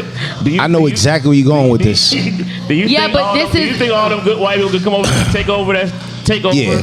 If all the people in Africa said no, we're gonna fight you. But this isn't the 1400s, and we're not in Yeah, the but transatlantic we still slave have- trade. we still have the two richest right. black people in the world are two Nigerians. Both Right. of them came from a tribe. They raped Nigeria's oil field and sold all its natural resources to European nations. But those are the two Yo. richest. I get that. The two richest, right? But then we also have, there's a 1% and there is a black population in the 1%. I'm not going to say that is enough to combat anything that is under attack with civil liberties. I am going to say ain't no niggas going to sit around if it goes back to brown paper bag and it's not about the dollar. I think that if it were to go that far, and I know we probably didn't think 10 years ago Roe versus Wade would be a conversation of today. So yes, maybe 10 years from now, this could be something that, oh my God, this could happen. But I really do believe, and excuse me for believing in humanity and believing in the power of the civil rights movement that happened when blacks didn't have anything. There are just Atlanta alone. There is enough black wealth here to unify and to start a movement and to fund a movement. Now, All right, the now, problem. with that being go ahead. said, is I was gonna say, go ahead. the unification ahead. part. Right. Is that what you was gonna go? Yeah, ahead. because what happens once we get money? Right? Once we got all this, we got enough money right now circulating with black. We got all this money around. Do we spend it with each other? Do we spend it on each other? Once I'm they get to a talking about the certain point, unifying, once they yes. get to a certain point, it's just green. They don't care about the rest of the people.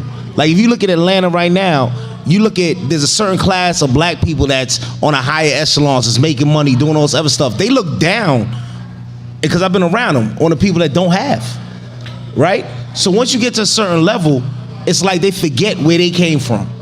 And that's why we are where we at as a people. Because Well, I that's feel my like point. they always have like they always have like this. They start out with this, oh, once I get it, I'm going to help out, I'm going to do this. Why these black colleges look the way they look? Right? Why ain't none of our kids going to these schools? Right? Why? Because nobody's putting money back into those schools. Nobody's doing none of that. Only Deion Sanders took a power move and made a Puffy decision did. to spend his money. Diddy did. But the thing is, I'm saying that Huh? Pinky Cole did, Slutty Vegan did. She just paid off.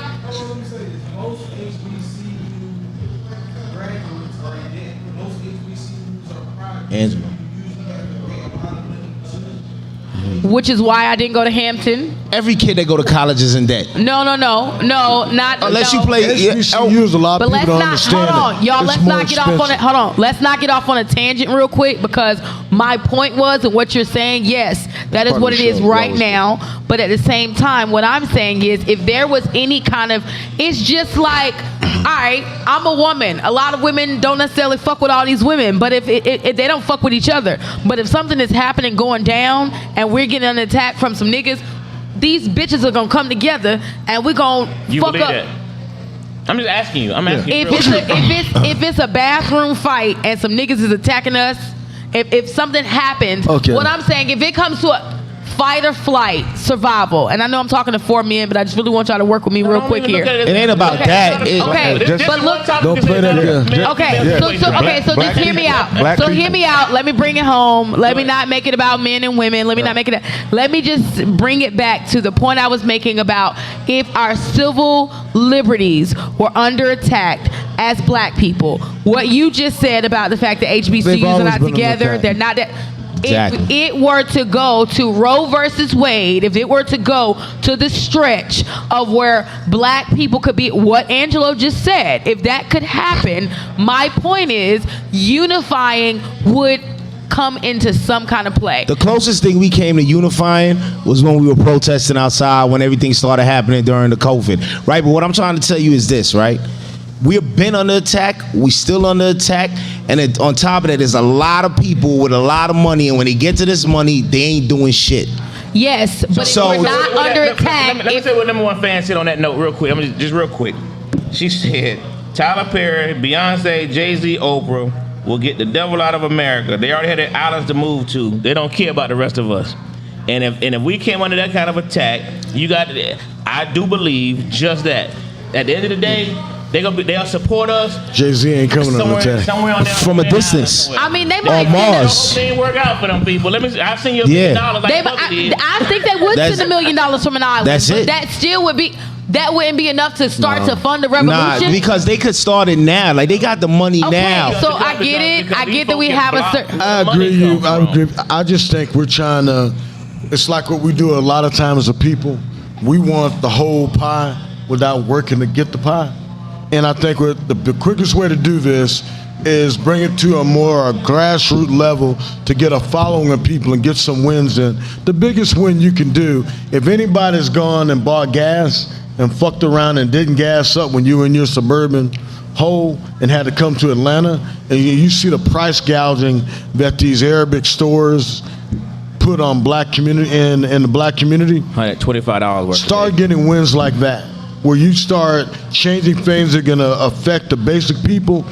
What you're talking about, social change, we could fight against it, but if they ever get powerful enough and ever decide to do that, we couldn't do shit about it. The way we can affect them is economically. Boom. Yes. That was Lonnie We just said have that. Yes. billions of dollars that we buy every year. If we could just get on the same voice and say, we ain't buying McDonald's this week. Imagine having Nike CEO back us on some shit because we say, hey, black people, we ain't buying Nike, the latest Nike that came out, we ain't buying it. Nike would shut the fuck down. But that's what happened when we had the protests, right? Well, when that's we also said what that, happened in they all Ireland. jumped on the bandwagon, My right? point is, we lost it because we, like we always do, when it's shiny and glowing, we get happy and do the nigga jig. But we stopped short. We gave all Right. that power over to gay rights. And I'm no hope. Let me stop. Yeah, I have 'cause you no about to get issue with attacked. that. I have no issue You with about that. to put out a get disclaimer I'm just just now. saying that they took the focus off us and put the focus on everybody. The Okay? focus ain't never on us. No, I'm just saying. Do Yeah. I'm trying to say. Oh, yeah, okay. Stop. Just capitalism. That was let's say it right here. I'm listening. I'm Let me listening. read this. He said capitalism. The power that we Exactly. have is not to spend our money with them, but We're the mainly number with one us. consumer. That's Or it in a nutshell. no, I think that's not the only way. power. The power is not spending our money with them, but make them dance. Make them dance to get our money. And make them do things like make them put pressure on the General Assembly to undo certain things if you want to keep our money out there, because we single-handedly stimulated the economy with that stimulus. If we went out and spent every dime we got. And what we bought though, Yeah, but we went out and but bought. also- We bought Versace, we bought Gucci, we bought cars. Like we buy the same nonsense. We spend our money, they get it right back. We don't ever. It's the culture and the way this society is designed and the way that our community and our people think. It's certain things you feel like you're on a. It's a status quo when you're on a different level, and we never. We too far gone. You Like, can talk It's about, not remember that. what happened Look, to Bill We it's Cosby? far not gone that. already. You remember what happened to Bill Cosby? Fuck around and let Jay-Z speak out on black people in tennis shoes. And they gonna bring up an old gun case, that old gun case you had with us. they gonna An find old some gun real case. stuff, be like, Yeah, is some this old your- gun is this your case or thing? whatever. And I'm saying it jokingly, but it's real. It has to be a grassroots level. It goes back to what you're saying about the lack of participation in the movement by black churches because they're worrying about tax breaks. That's what's handicapping us as a people. JT because got the something to say. And the black churches is a the money people pit too. went They by do the it, same can't do it. thing. And see, and I get what you're saying, but the problem that I have with it is that why does it have to come to that point for us to unify? I think that we have to lead by example to unify, and I think that what we're talking about, we're not too far gone. If you, Tyler Perry, 2006 to now, like that happened. What he does with his money is his choice. But the thing is, there is a potential, and we've seen black leaders come up and get money and do that. If it's not going to be them that do it, it could be us. How are you seeing that potential when a black leader? Obama didn't do it. Obama didn't speak to us. So how can you expect anybody, those black people Obama that you did a named? lot. Yeah, hold on. What you mean Obama did a ain't speak lot. to us? What you talking can't about? put it on everybody. Black, We did a lot. black rights. He did more for others and He don't like Obama. across I the mean, board. Obama's He the was a great president of the president. United On some States real of shit, America, like, so he got to be come on, fat. man. Yeah, he Get out of here, can't. man. Y'all want Okay, look Obama at to run Trump. outside with a. Didn't do Look at shit. Trump's You don't like racist Obama. ass. you, What dude. who did Trump look out for? Obama Who did did Trump do look out shit. for? Obama- I'll say it Get this guy again. outta Who here. did Trump look out for? Who did Trump look out for?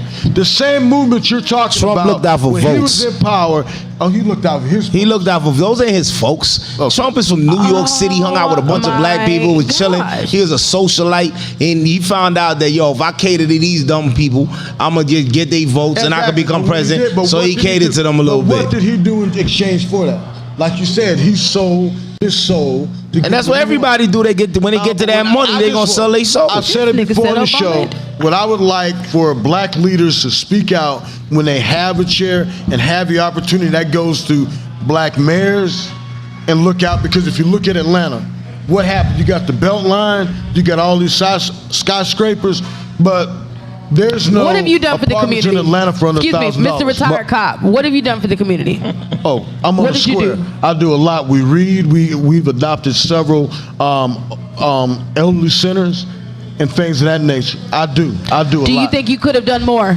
Oh hell yeah, everybody can do Okay, more. so then But I don't did a come at lot. the one black president that we got that didn't have no The tact scandals and no was- bullshit to because say that's the problem. he could have done that's more. the problem. We have a black power structure that we never hold to task. Yo, half the stuff that- Hosea Williams used to hold them to task, Yo, and that's why he was black. Half the stuff that Obama tried to Hold put, them to task. half the stuff Obama tried to put into place, they shut it down anyway. You know what I'm saying? So regardless First of the term, fact, he gets a pass. Second term, that's sometimes you got to grab it and just say, "Hey, look," and You have don't a get no we pussy. always- hall meeting. But let me I don't ask a know what question. kind of pussy Let me you ask a get when question. You talk about that shit about Obama. That Who- pussy got to be dry. Cause I tell you, Yo, honestly, honestly, what kind of pussy do You're you like, get? who You don't are- fuck with Obama. but who fuck with him. are our black? Fuck with Obama. Everybody be Fuck saying with that shit. him. Our black leaders. Watch me. Who are our leaders? Okay, Who's a black leader? Like, who's a black leader? Like, yo, You gotta hold can somebody it tell me who's our leaders? Like, everybody keep talking about the black leaders. Like, who's our leaders right now? There's nobody else out there willing to die for this shit. You ain't got no Malcolm X out there, no Martin Luther King willing to die for this. Ali willing to throw his whole career away for this. Who's gonna do that? Who's But out they're there not gonna doing accept them, it? bro. So we keep saying we got the black leader, the black leader, the black guy. Who is it? That's what I was saying. It's a face that they put out there in the front, and they say, "Yo, that's gonna be your guy." Right. He don't. Who's the leader? What happens is, and Glenn just said the same thing, because the media is so much more powerful than it was back in Malcolm X. I mean, the media is Shutting people down. they shut it down, and they 100% control the narrative. Them things like buying, you mentioned BET earlier. Things like buying BET, that wasn't an accident. Yeah, they gave that man all them billions of dollars. Of course they would, because they can completely control the narrative.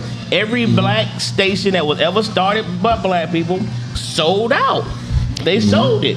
And we always selling. We always selling out. The bad news. We been selling out. Look what happened with Bill Cosby. Yes, right. When we try to get We it, gonna always- Let me ask this question.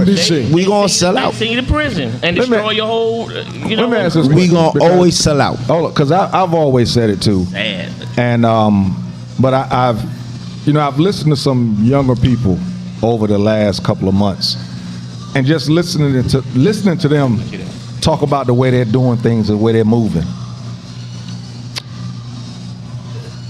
Can it be done the way it was Thank you, done Lonnie back Foster. then? No, I respect the younger people. So what I'm saying is, with Malcolm X, Martin Luther King, is the reason we don't have a person like that now is because that way will not work in today's world. Like you said, with the media shutting people down, is it a different way that some leader is going to have to do it? No. Yeah, you got to be willing to sacrifice your life. It would work. Yo, and it's the same thing. I don't know if that's. You got to sacrifice your life, bro. I don't know if that's the way to get out there and get a I ain't gonna say a cult, but to get a following behind you. Let me show you. To let me do show you. right, left when you say do Let me right. show you Left. an I don't know if example. that's gonna be the way to do Let me it. show you an example, JT. Simple example, right, of why it don't work now in today's media. You got somebody now. You know, I've always said I didn't buy the Colin Kaepernick thing because it happened after he wasn't starting no more, right? However, even if that movement was strong, even if that movement was even if that movement had the right narrative to it, look what they did. They flipped everything he said to make it seem as if he's going against the country. No matter how many times he said what he wasn't doing, no matter they had all those military guys come up and say the military guy is the one who told him take a knee. It won't be looked at as disrespectful. Right. And what 45 said, fire him. Right. And boom, it set it off. So no Right. matter, and so that's what will happen with anybody who tries to come with a certain agenda. They will find something to crush you and find, you know what I mean, and get all of it. Right. And then, I and then disagree. who are the people? No. But who are the people that pull us down even faster than the white folks? We do. Us. And on top of that, after reason I Colin, think what you we were- hold on? Why you don't hear about when Colin Kaepernick was doing all that stuff? Right? It was when he was out there, he was doing what he had to do. But what happened after he got that $100 million from the NFL? You ain't hear about him no more.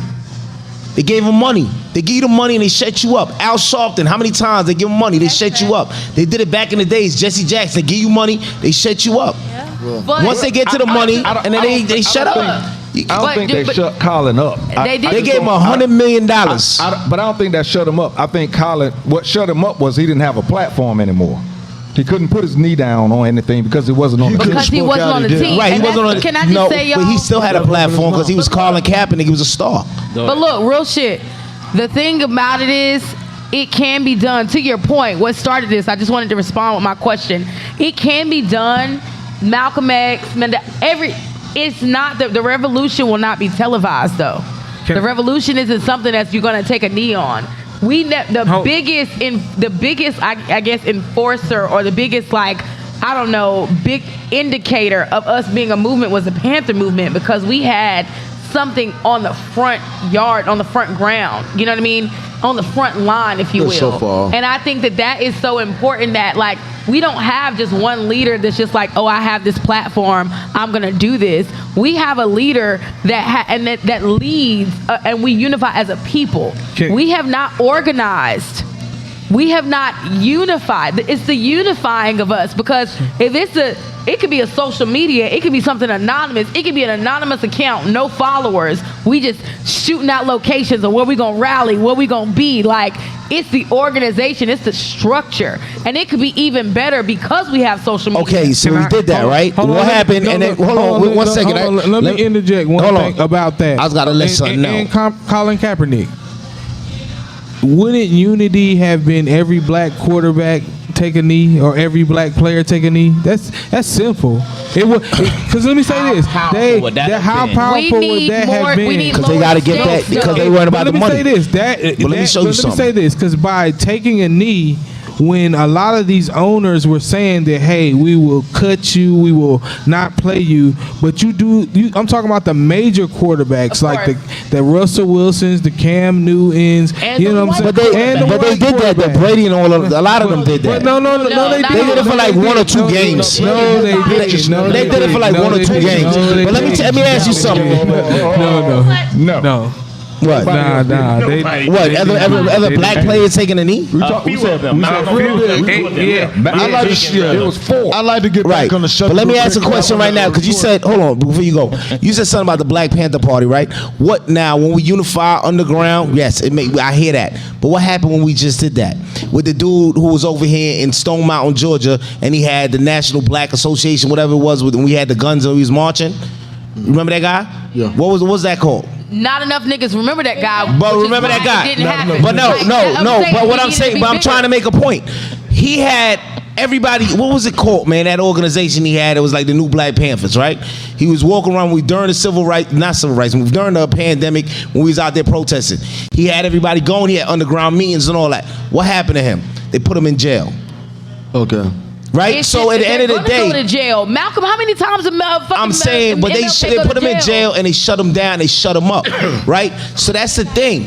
We don't have. We need a movement, and the unifying of the movement is what I'm talking about. It Right. needs to be more than that, and that's what he I was wanna just. speak His to- point was the black quarterback coming together. It's people taking a stance and taking a chance. It's a lot of people that are scared about their position, that don't want to take that But stand. that's what I'm trying to Yeah, but say, see, that's and that's why what I said before. That's not scared. It's- That's just protecting their pockets. Exactly. Exactly. It's And I'm about saying- the money. And that's why I want to say which this. is why we I need wanna the s- grassroots. Listen. What you just said was the grassroots. We're not talking about black quarterbacks. There's a They need to lot get their of- money. We I will say need this. the people on the front line. But We they need got those them out people. there. But at the end of the day, we got a lot of that. We got we got out there? They got a Everybody lot, doing but that. because they not, there's a lot of people in all. If you go to all these black communities, you go to Brooklyn, you go to Baltimore, you go to Oakland. There's a lot of people doing a lot of stuff for the community. Are they They're- all doing it on the same type No, of a lot time? of- No, but the thing is, what I'm Hold on, saying let me is stop. though. Look at Ireland. Hold on. What- I'm gonna let y'all hold talk on. about Ireland. What? 1970s. These all of the women took a stance. They took a strike from childcare,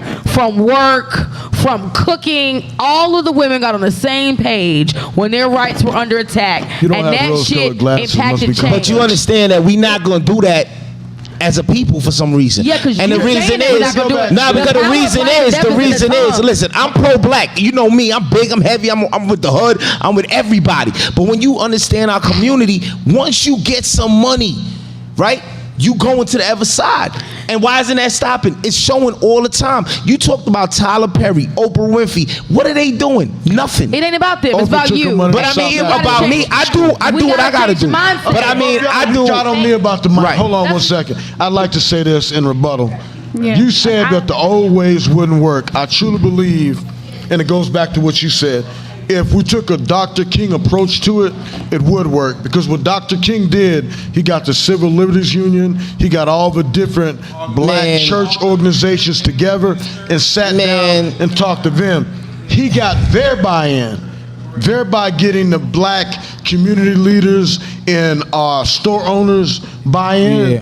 And What happened to Dr. King after he started, after he changed? No, It doesn't matter What happened to him? Nobody- What happened to him? nobody- Let me finish, all God, the let you black finish. people And what I'm didn't saying ride is- the bus. All of I got the them. mic Not for a second. one Hold on, crossed hold the on. What I'm saying hold on. is, Let him finish. if we take the time, that's where it's gonna take, because like you said before, there's one group of people that still have a lot of power over our people in this country, and that's black religious leaders. I don't care if it's a imam, No, they or don't. Sunni Muslims, or the Fruit of Islam, or Christians, or black Catholics. They still have a lot of power, and they have a lot of buying power and money also. If somebody started off and we started with that, if we did something as simple as price gouging in our communities, where you can go to certain parts of the cab and there's almost a 25-cent jump in gas, and it's always in black areas. Wow. Okay, when you go outside, go over where I live here in county, it drops drastically. And what I'm saying is, if you had a kingish leader that went to religious leaders and got their buy-in and put their feet to the fire, and then once you start getting people, imagine if Creflo Dollar bagged him in Atlanta. Right. The money that they get every month coming in, and the people that could afford to tie it a little more and put it towards the organization. If Creflo said do something just like when Bishop Eddie Long was strong. So they could buy If a he jet. said left, they turned left. It was almost like, Malcolm X. Right. Okay, now if you get Farrakhan to buy in, and if we as a people start looking at the nominations and everybody sit down, you'll get everybody black that actually has money.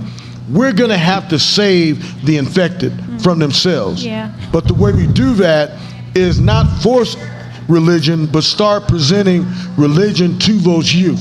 Right now, you got, and I don't want to call out any churches, but if you look at certain churches in Zone 1 in Atlanta, I'll just speak to those, and I'm not going to name them, but you have some very big churches that probably 80% of the people that go to those churches come from outside the area, and they bring in that money. Right. But nothing happens to the communities.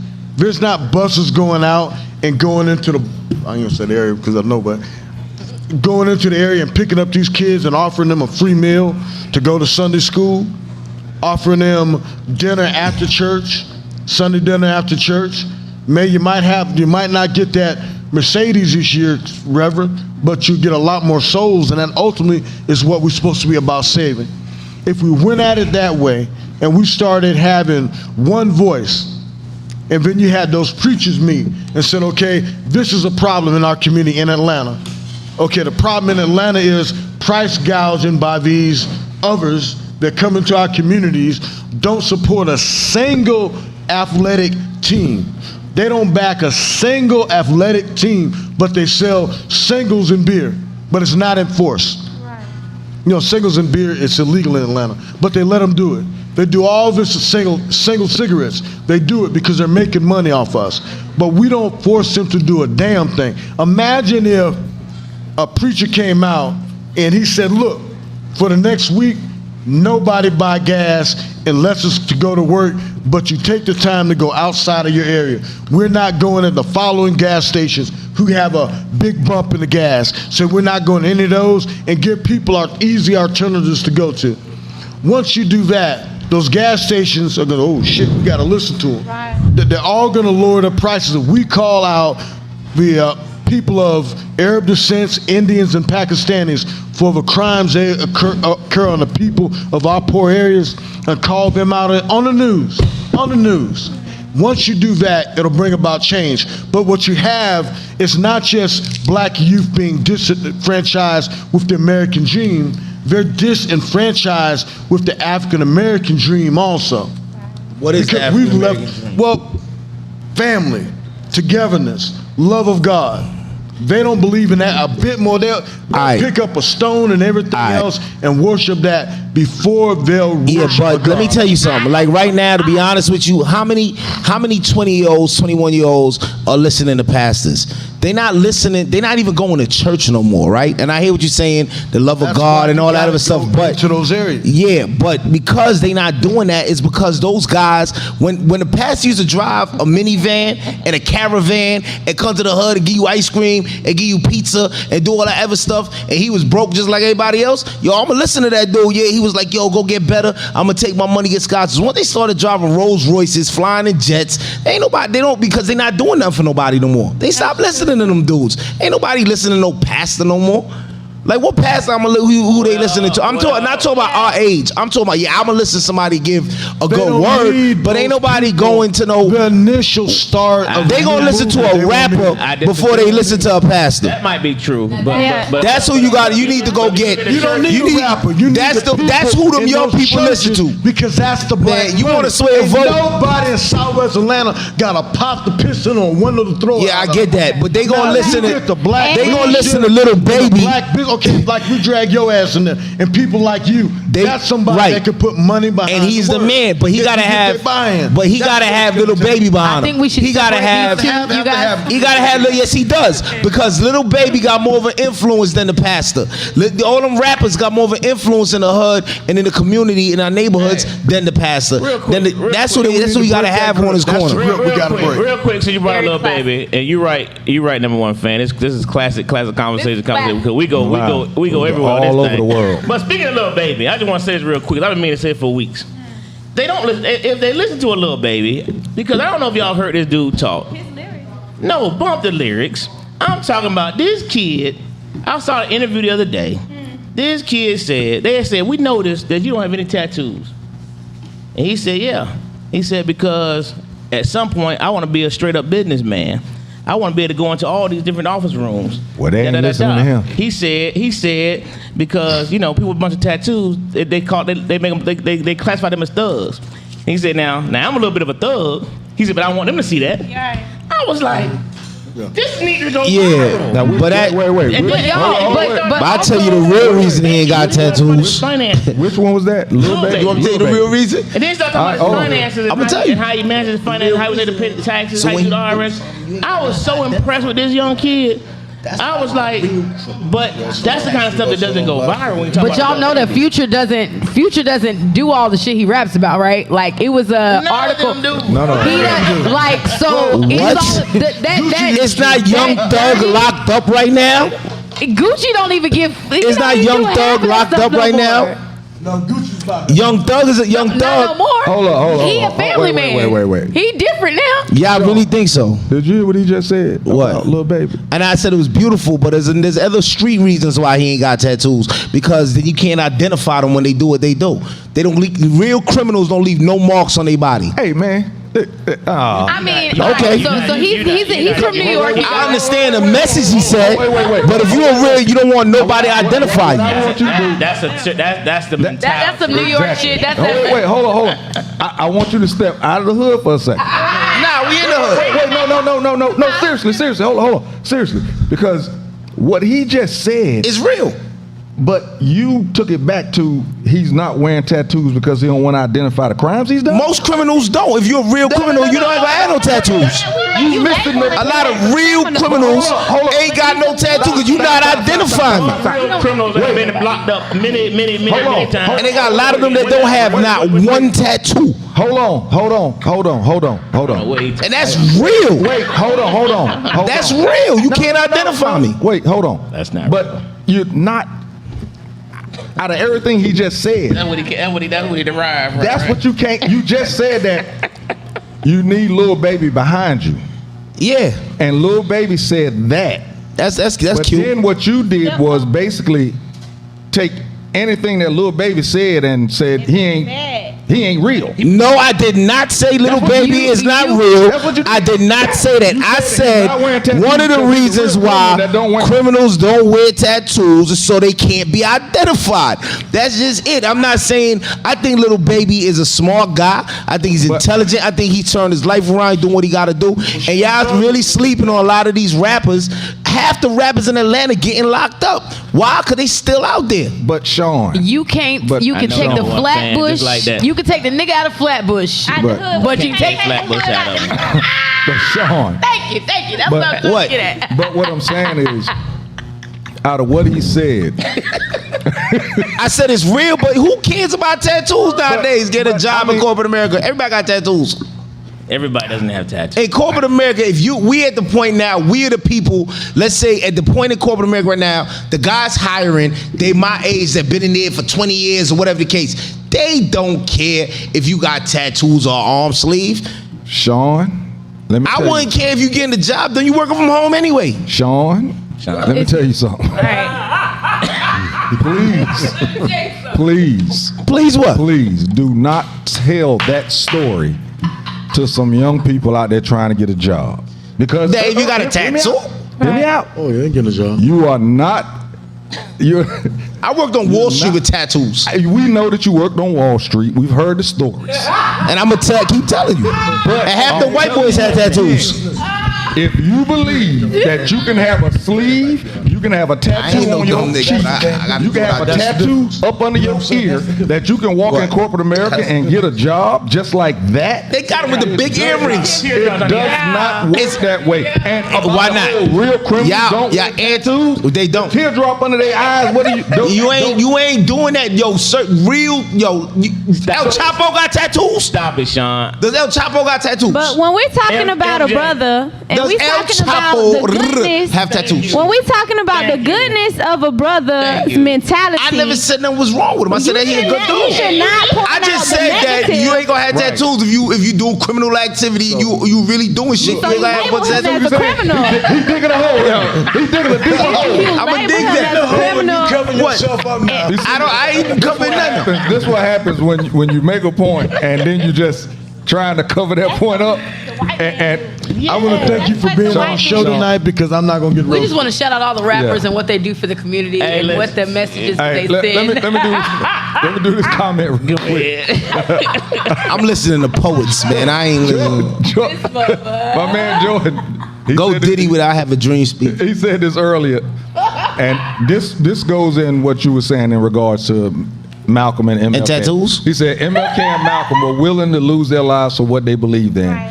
The saying goes, you stand for something or you fall for anything. Yeah. They stood for what they believed in. Today the revolution, damn. The revolution won't be televised because white America thinks the problem is fixed and it is as broke as ever. We're living in apartheid. Then once we started talking about the pastors and everything, He also said that Jamal Bryant, T.D. Jakes, Tyler Perry, and Oprah have money and plenty of it, but their voices don't match the dollar that they make. Boom. That's fact. And that's. I mean, what are they? Say it again. You've been saying it for Forever. since we've been on this show, and because I'll never forget it. The first time you said it, I kept thinking about it. If these pastors came together and preached the same message, what would happen? I get what you're saying, Sean, that a lot of the younger guys, younger people don't go to church, but there are still some that are, even if they're just the younger ones that don't have a choice but to go to church. They're gonna get older. I'm with Kanye. And if they're getting older, that I see that. But if they're getting older and they get this message in, it's still gonna help. So that's what Because you just gotta plant the leaders seed. have plenty of power. And I would say They this. have plenty. Now, yeah, you're right. The influencers, the rappers, they have their power, but as Angelo It's said, not the matching. thing that he did, the Lil Baby did, I'm a fan of Lil. I've been a fan of I'm Lil a Baby. fan- I'm more of a fan of Lil Baby I now. wasn't until now. I've been a fan when he was riding the bike and we. I wasn't a fan of neither. When Lil because Baby- it was too many babies. When he made that song, when Little Baby made that song during the protest, I was with him. I mean, he was riding the bike. He was out there. I'm a fan of Lil Baby. I like Lil Baby.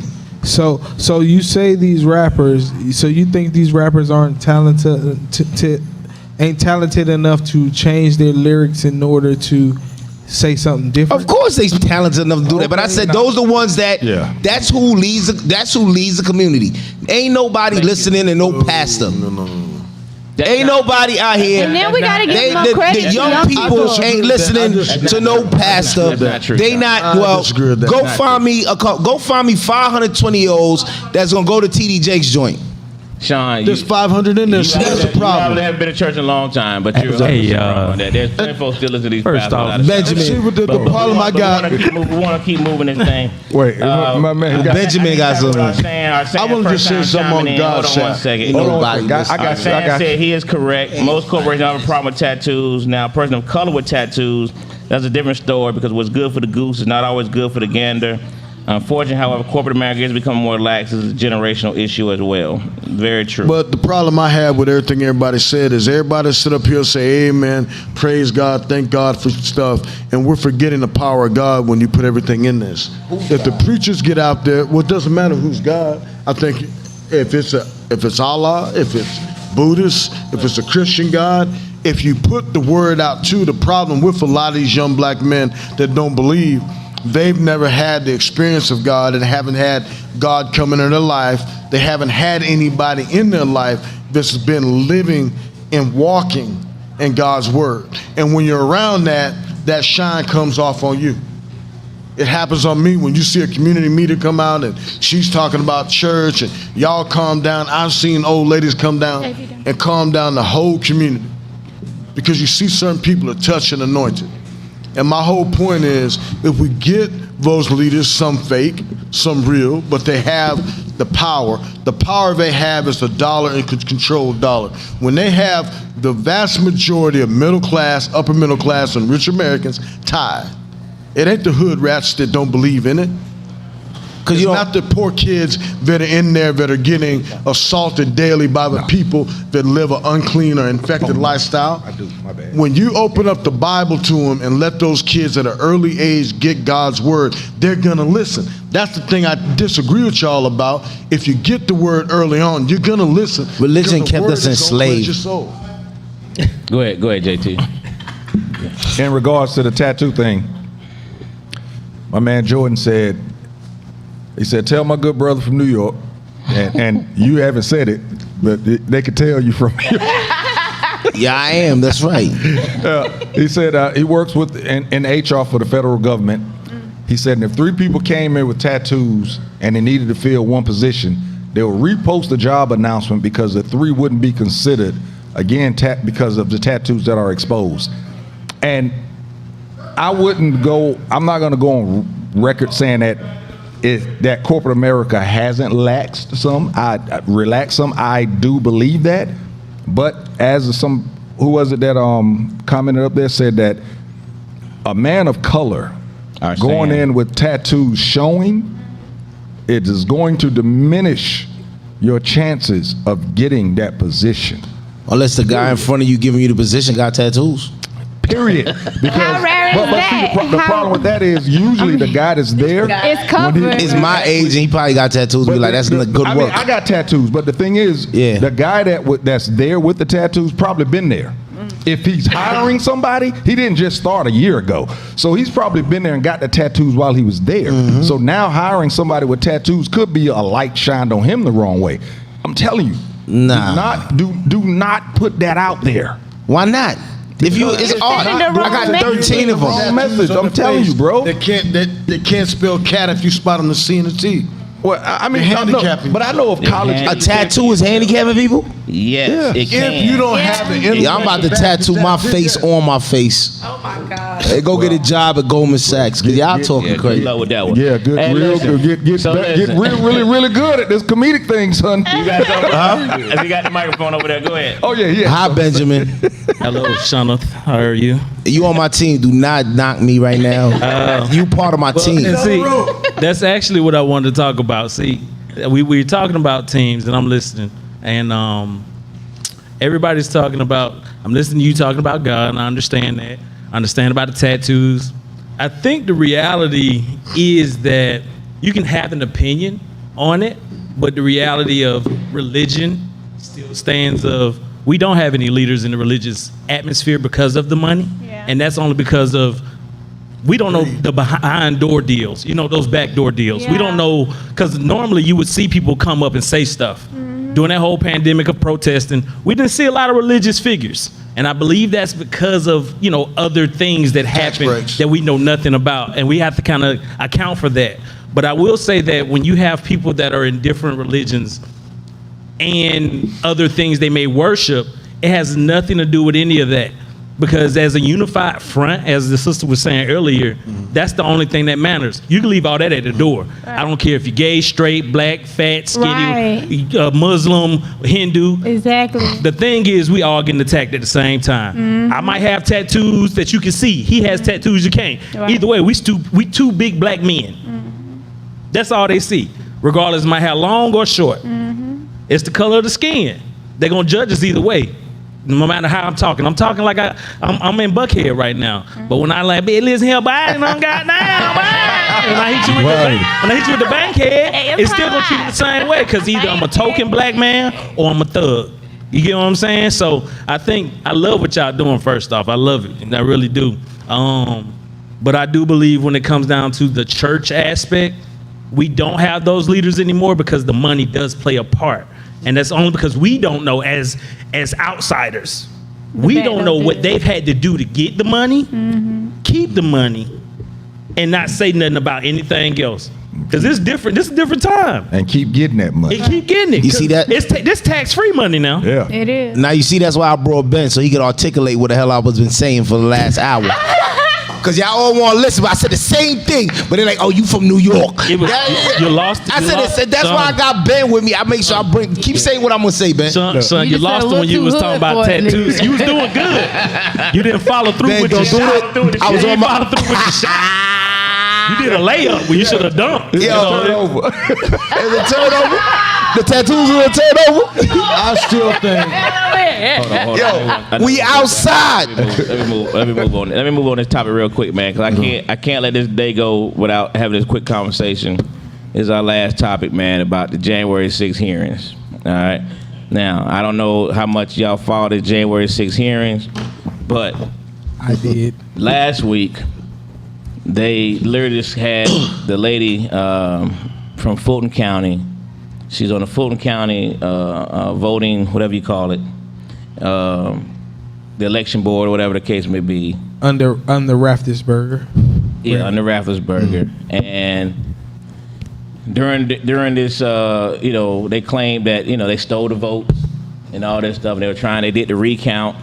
And, they said that her and her mother and Giuliani, whatever his name is, literally called her out by name. And they dogged this woman out so bad to make it seem like she is the reason why 45 lost the election, and saying that she was thrown out. And then her mom had joined the Fulton County election thing for that first time, and they put her name out there, Miss Ruby out there, right? So now these folks literally went into this woman's grandmother's house, bust through the door, a big group of white men, bust through this woman's door saying, "Where's your daughter?" Now, that puts you in the mind of what? You know what I mean? Back in KKK coming in saying, "Hey, where's such and such at?" Isn't that how they went and got Emmett Till? Bust through the door. Where's this boy? You know what I mean? That's the first thing I thought of. And they snatched. And, they go in there trying to find this woman. You know what I mean? Harassing this elderly 70-something-year-old woman in her home. And then so now the mother is distraught. The woman is distraught. They scared for their life. The FBI comes to this woman's house and tells her, "We recommend that you leave your home." She's like, "Leave my home? You need to leave your home for your own safety." Well, how long I got to be gone from my home? You know what I'm saying? So she has to literally leave her home, hide out, you know what I mean, stay with family members, what have you. And this woman was testifying, man, and you could just tell how completely destroyed she was. Now, she said she's not able to work, not able to do anything, not able to leave her house. She's like, since last year during this election, a year and a half ago, whatever, 2 years ago, she said, I've gained 60 pounds. She was literally having to eat chocolate as she was testifying because her nerves were just so bad.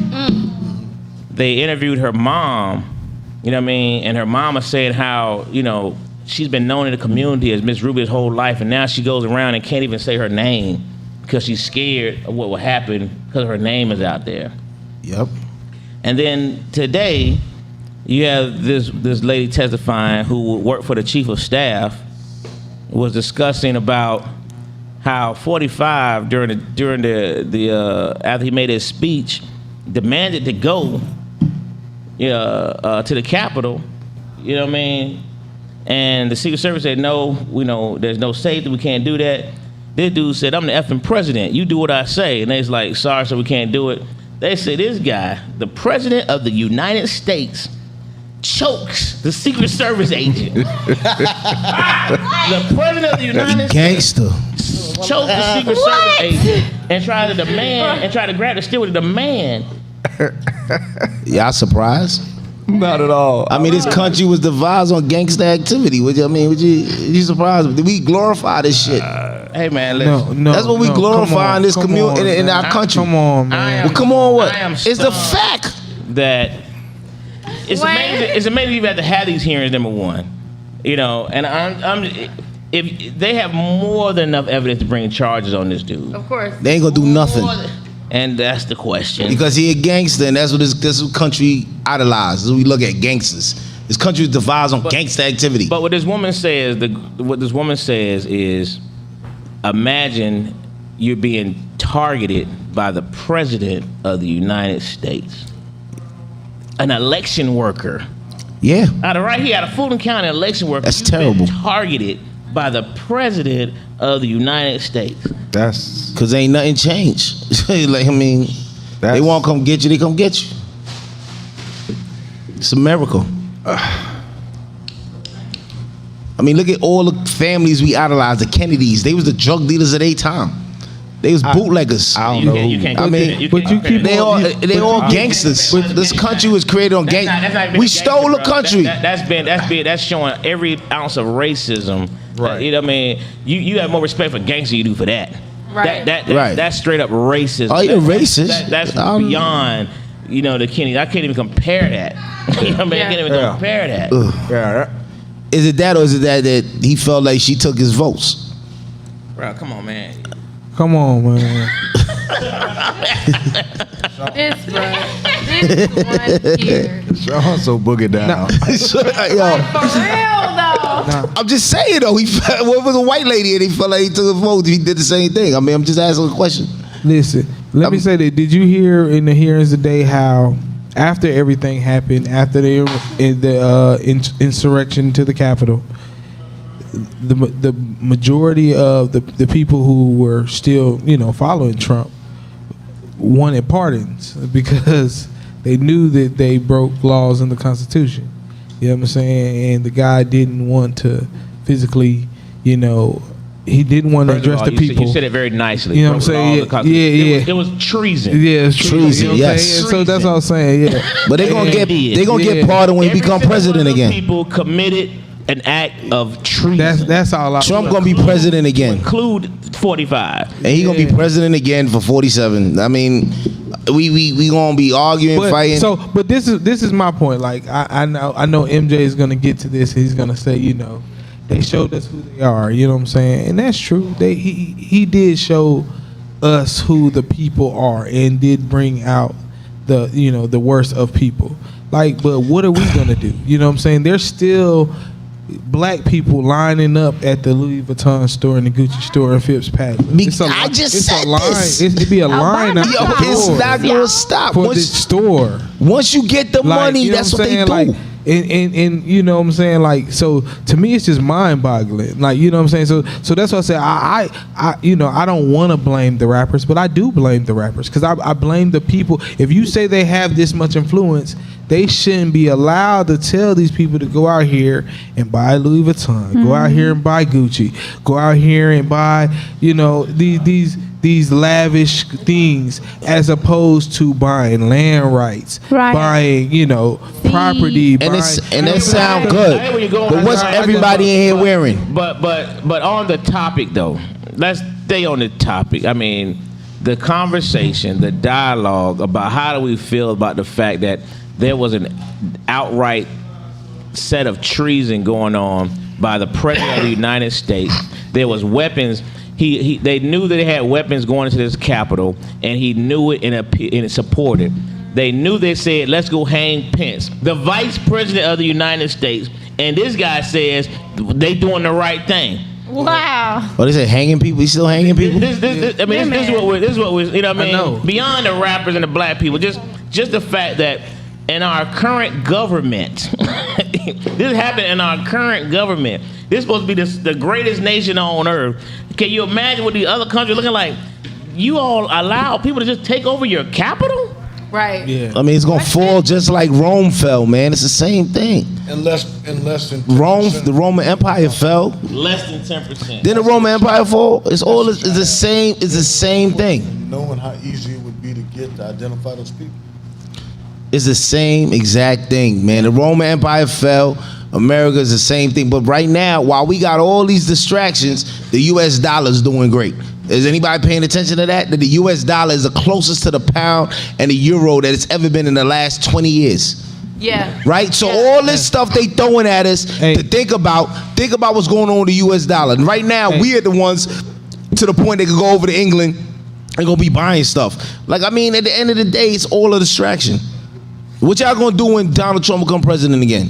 Well, no, what are we gonna do when you take those dollars and don't keep them? You just said it was powerful, but we not keeping them. We ain't, but that's because of this, the culture. Like, I don't understand how we don't understand, like, the culture that we're in and the way that it's designed. Yo, you're gonna get money and everybody wants to have things to show money as a status, and you're gonna spend it. I mean, it is what it is, and they go buy the nonsense. Everybody in here is sitting down with Nikes on. That's not a black-owned company. Not really sure where you're going with that, Sean. Actually, let me wrap that up for him. I speak Shannonese, so I got you. I speak Sean. Yeah. That's my guy right there. So what Sean is trying to say is, Yeah, let it out, Ben. Thank you. America's chief. Best white boys. I'm gonna ask y'all a question. What does America give to the world? I mean, like you just said, America is considered the most powerful nation on the planet. What is our chief export? Entertainment and military. Not even military, entertainment only. That's what we give the world. So reality, when we talk about music, we're talking about marketing. We're talking about the point of, that's their job. Like brother was just saying, he was talking about, why would they go on and talk about this? Because they're paid to. That's their job. It's like, if you're a janitor, what you gonna do? Clean shit. So you're a rapper. Rap what I tell you to rap about. It's marketing. Everything we see is, such as if we're watching TV. If you see somebody wearing a Nike shirt on a TV show, they're either Nike sponsoring the TV show or they paid Nike. That's the only way it works. So when it comes to rapping, they talk about what they need to sell. The reason why we're seeing people in lines at Gucci, Versace, or wherever else is mainly because of that's the job that's signed up. These people say, hey man, I need to sell such and such to this demographic. Cool, how much you got on the table? And that's it. The thing about our people, we're in a generational and cultural gap. You know, we're in different age groups, but the kids that are coming up, they're exposed to the rest of the world versus we had solidarity. We grew up with a certain understanding of when you black, oh, you black. We understood that. Nowadays, it's more like, well, I'm black, he, she, they, and I. Whatever that means, that's just what they do. And I understand that. So I'm learning from them more and more that they look at the world as we are one, but still don't see their own self-worth as a people. So that's where the distraction is in that area. But when it comes down to, you know, what Sean's talking about, when it comes down to America, yeah, we got gangsters, like you said, but like Angelo was just saying, that's more racism when it comes down to, what's her name, is Rudy? Yeah. Ruby? Miss Ruby. In my head, I was thinking like, why, if this happened in Atlanta, where were all the brothers that's in the neighborhood that ain't sitting outside her house? How about that? Like just sitting outside. We got you, man, Ruby. How Don't about even that? worry about it. Right. You want some sweet potatoes? We're gonna get you some sweet potatoes. You ain't got to worry about it. Because That's to a great me, point. that's just how I knew. I remember growing up like that. I grew up here, so you couldn't touch elderly. You couldn't even 5 white men walking up in a black woman house. But you don't. How you get in the neighborhood? You couldn't even turn in properly. It was like, "Boy, what y'all doing up here?" Exactly. See, the kids don't even value, you know, our elders, even the elder women. It's something you said earlier about how when the women would come in and shut the whole block down because it was a value of respect. I don't care if she ain't even, you ain't have to know her. She look at you, and my mama still do it to me to this day. She look at me and I be like, you mean, Right. yes, ma'am. Because it is what it is. You learned that early. You learned it either in church, you learned it from your neighbors, you learned it from That's your parents. my point, church. You learned it, and that's what I'm saying. You learned it at levels. Because I don't care how hard you are, you learn that. And we either as a community, we don't teach it anymore, or we're scared to teach it. Because I get it. These guys nowadays can grab a gun like a pair of shoes. I mean, and we know how they getting it. They either robbing people to get it, because either people are irresponsible, leave it in the car, whatever. But when it come down to it, we don't have any OGs to talk to them like we used to. And we OGs. We see something wrong, and I know it's hard to talk to them, but just give them a little knowledge. Who knows how far it'll go? Right. I mean, I ain't trying to come at none of them aggressively, because you know how that go. Right. But don't be taunting me like that, Unc. I'm at Unc stage now. I didn't even know I was at Unc stage. I've been saying that. Yeah, exactly. You like, Here comes gunshots. yeah, you're like, listen, Unc. I was looking around. Who you talking to? Yep. It must be the pants. But anyway, when it come down to it, when you're talking to them, hey man, just watch out. You know what I'm saying? Just give them a little something. Sometimes they listen, sometimes they don't. But you know, if it's a group of them, hopefully one of them heard it. I believe in if we as a team, everybody has a different opinion, but everybody got the same mission. I'm listening. All y'all got the same mission. I love it. Carry that on, man. Carry that mission on. Hey, Look, man. but Sean, just Hey, that's my. I'm glad. Thank you. That's everything that I was saying. Don't say nothing else. That's no, but hold on. You gonna mess? I brought him here for a reason. That He said it. So as he's an interpreter, so give us some time to I get to interpret Brooklynese. and give you, you know, you.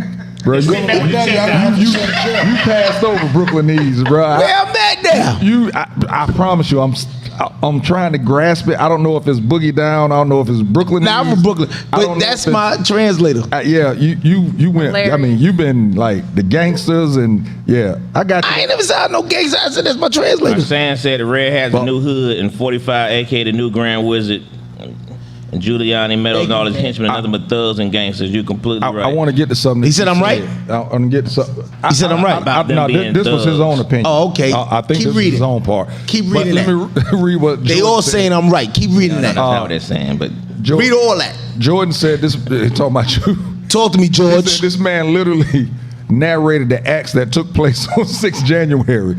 Chokes the damn most respected Secret Service agent in the agency, throws plates and shit at folks, Yep. and then he justifies their action. Yep. Point in case, had that been a black man, we know it would have been a fucking massacre. facts. That's a fact. But Now what I was saying said a minute ago. If it had been President Obama, he'd been in handcuffs. oh, exactly. Something.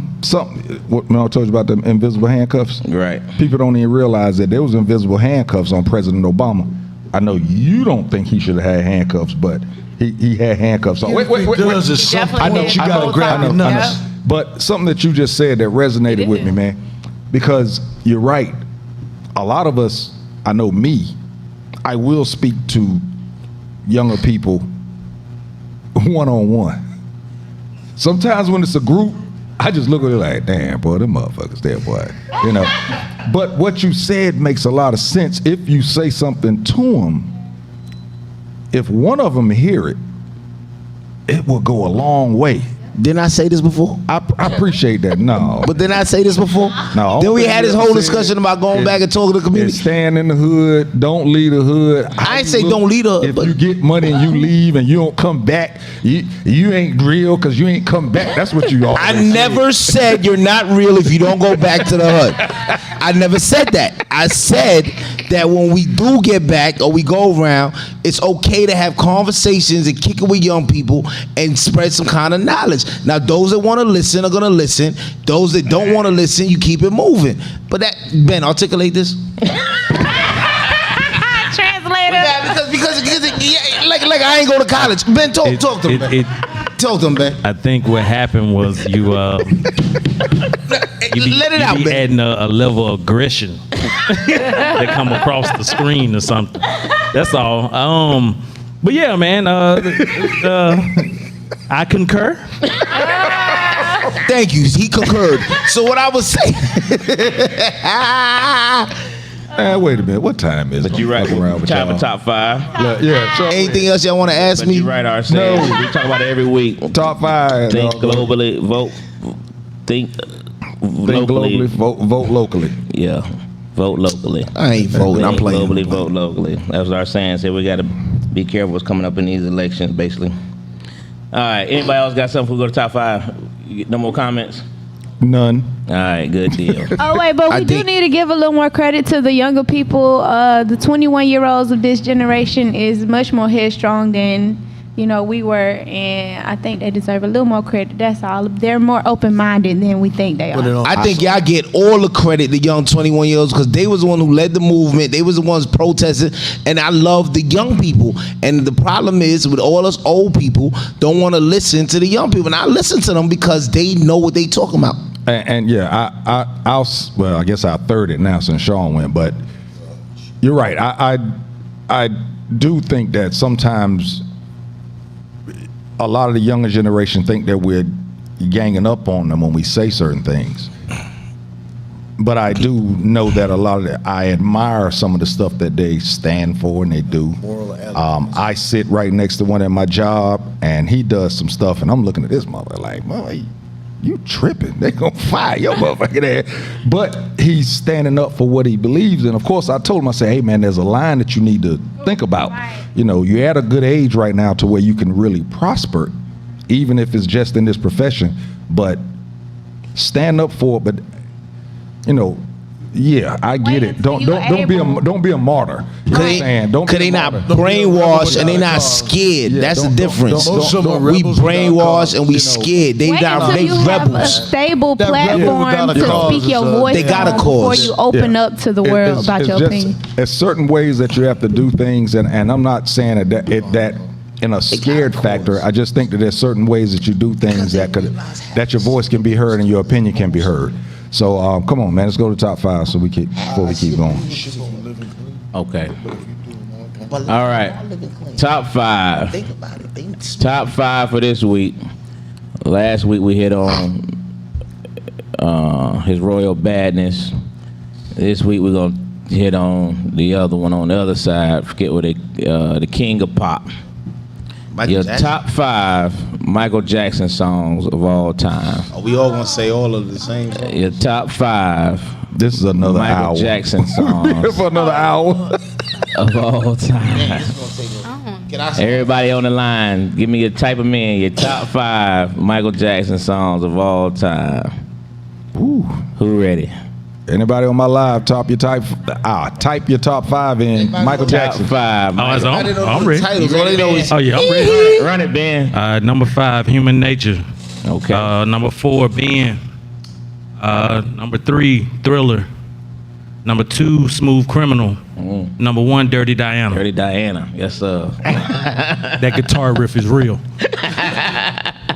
Guitar rip is real.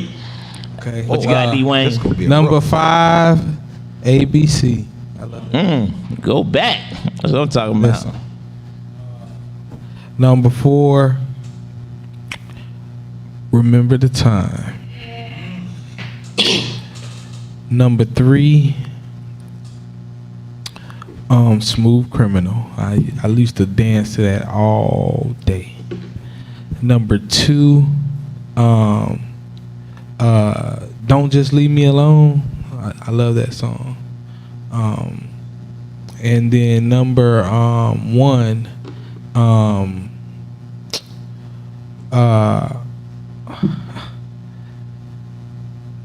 Black or White.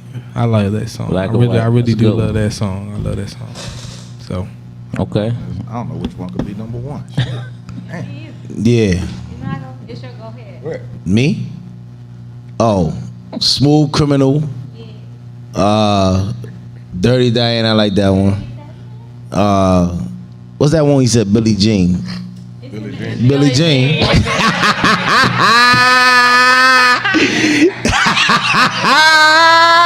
Yeah, let's start it up. ABC. That's the next one. Hey, what's the other one? Man in the Mirror. I think that's my number 1.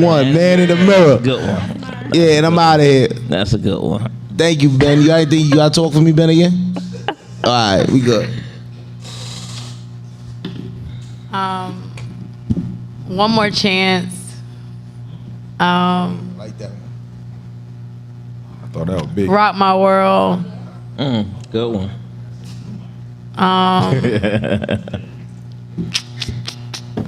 Rock With You. And then I'm gonna probably just do Remember the Time and Thriller. Yeah. But like song or really the One More video? Chance. The video.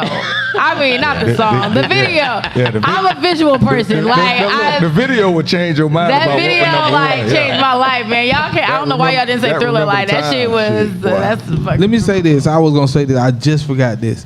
But new Michael Jackson Butterflies. Butterflies. Oh man. Oh man. That was beautiful. That was beautiful. I like Who's Loving You? Oh yeah. Hey. Who's Loving You, that's a baby? classic. They Yeah, going that's back. probably my They're number. going back to the Jackson. I love Liberian Girl. It's cause he be like nuka pun the pill, nuka tuka pill. And then I like PYT, Pretty Young Thing.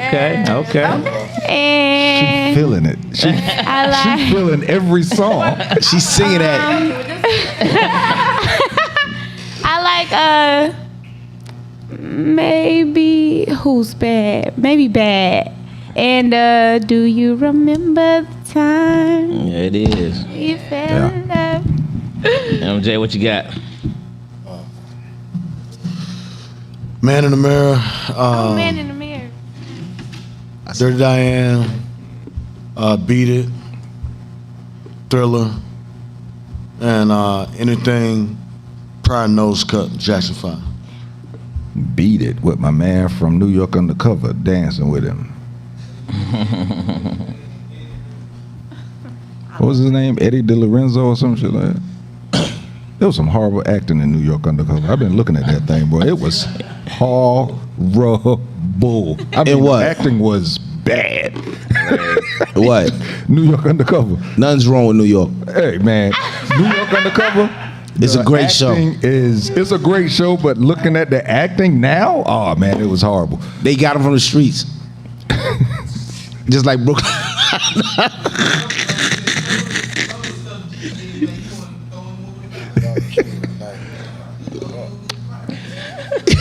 All right, sorry. Yeah, everybody went. So mine. We smoked.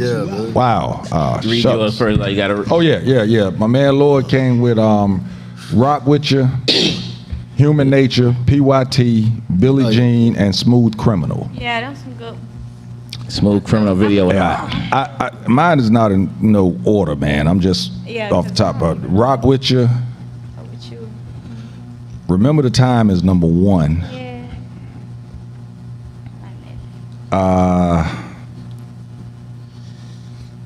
Dirty Diana is up there.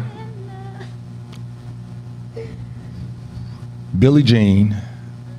I never could understand the words for that for the longest, but I finally figured it out. I just like the video with them socks, man. It was them sidewalks lighting up. It was dope. And my last one would be Michael Jackson. Caramel. Please. Oh yeah, Thriller, the video, Thriller, the video. Always, yeah.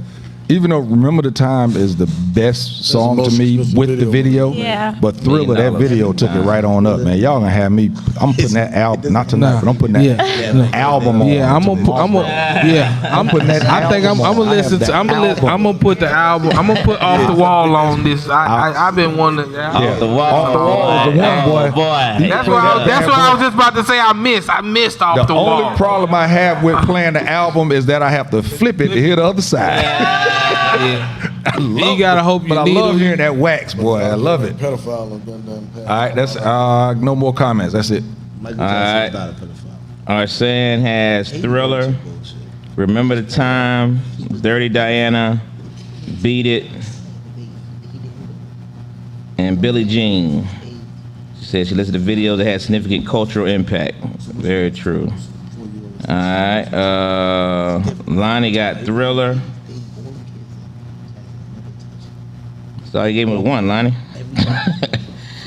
Let's see here. Y'all realize he was saying that he wasn't a baby daddy in Billie Jean? Sheena got that. Yeah. But you funny. Yeah. Sheena, what's up? Sheena, welcome back. She got They Don't Really Care About Us. Oh man, I forgot about That's a that good one there. Because they don't. Wanna Be Starting Something. Yeah. Oh. Man in the Mirror, Rock With You, and You Are Not Alone. I changed my top 5 to hers. Right, yeah.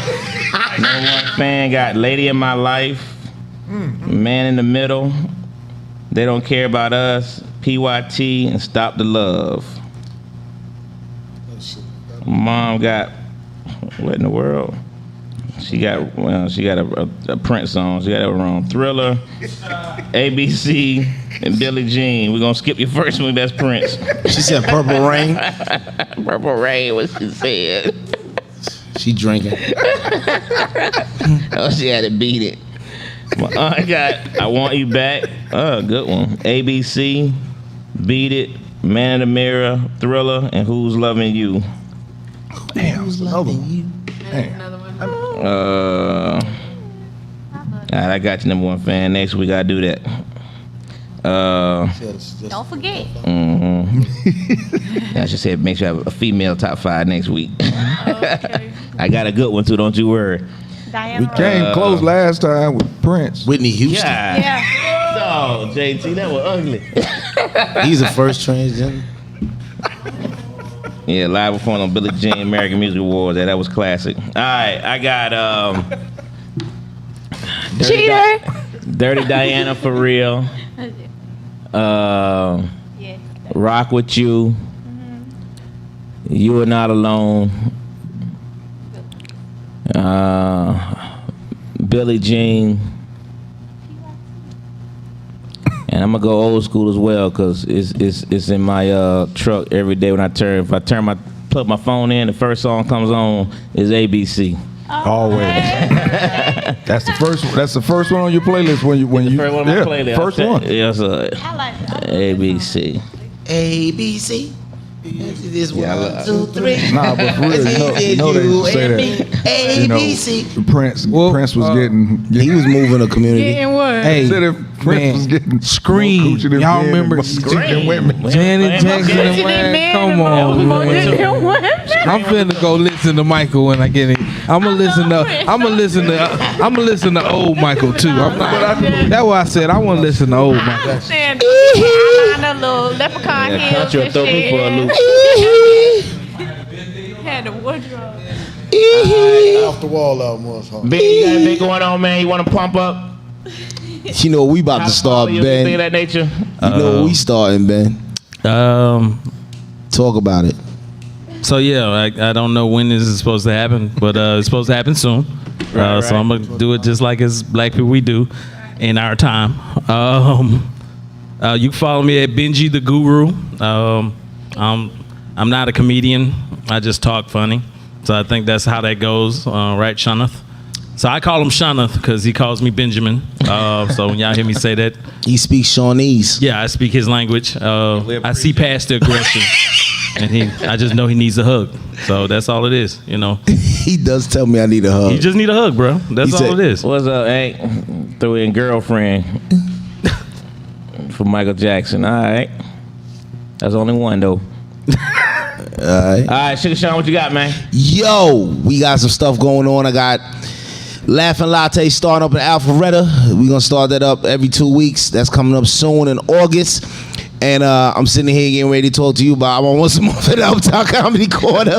I'm waiting to get my dates. I can start my shows back up with Benjamin Bennett, right? Mm-hmm. And you know, I got my we working on some podcasts and a lot of different things, and things are moving in a good direction. You can follow me at Sugar Sean Riley on Instagram, Sugar Sean Riley on Facebook, and just keep watching the progress, man. We just having fun with this thing. That's it. And next time we see you, want to see the tattoo of your face on your face. I'm tattooing my face on my face with an afro. Sunshine, what you got? What? She said what? What? What am I doing?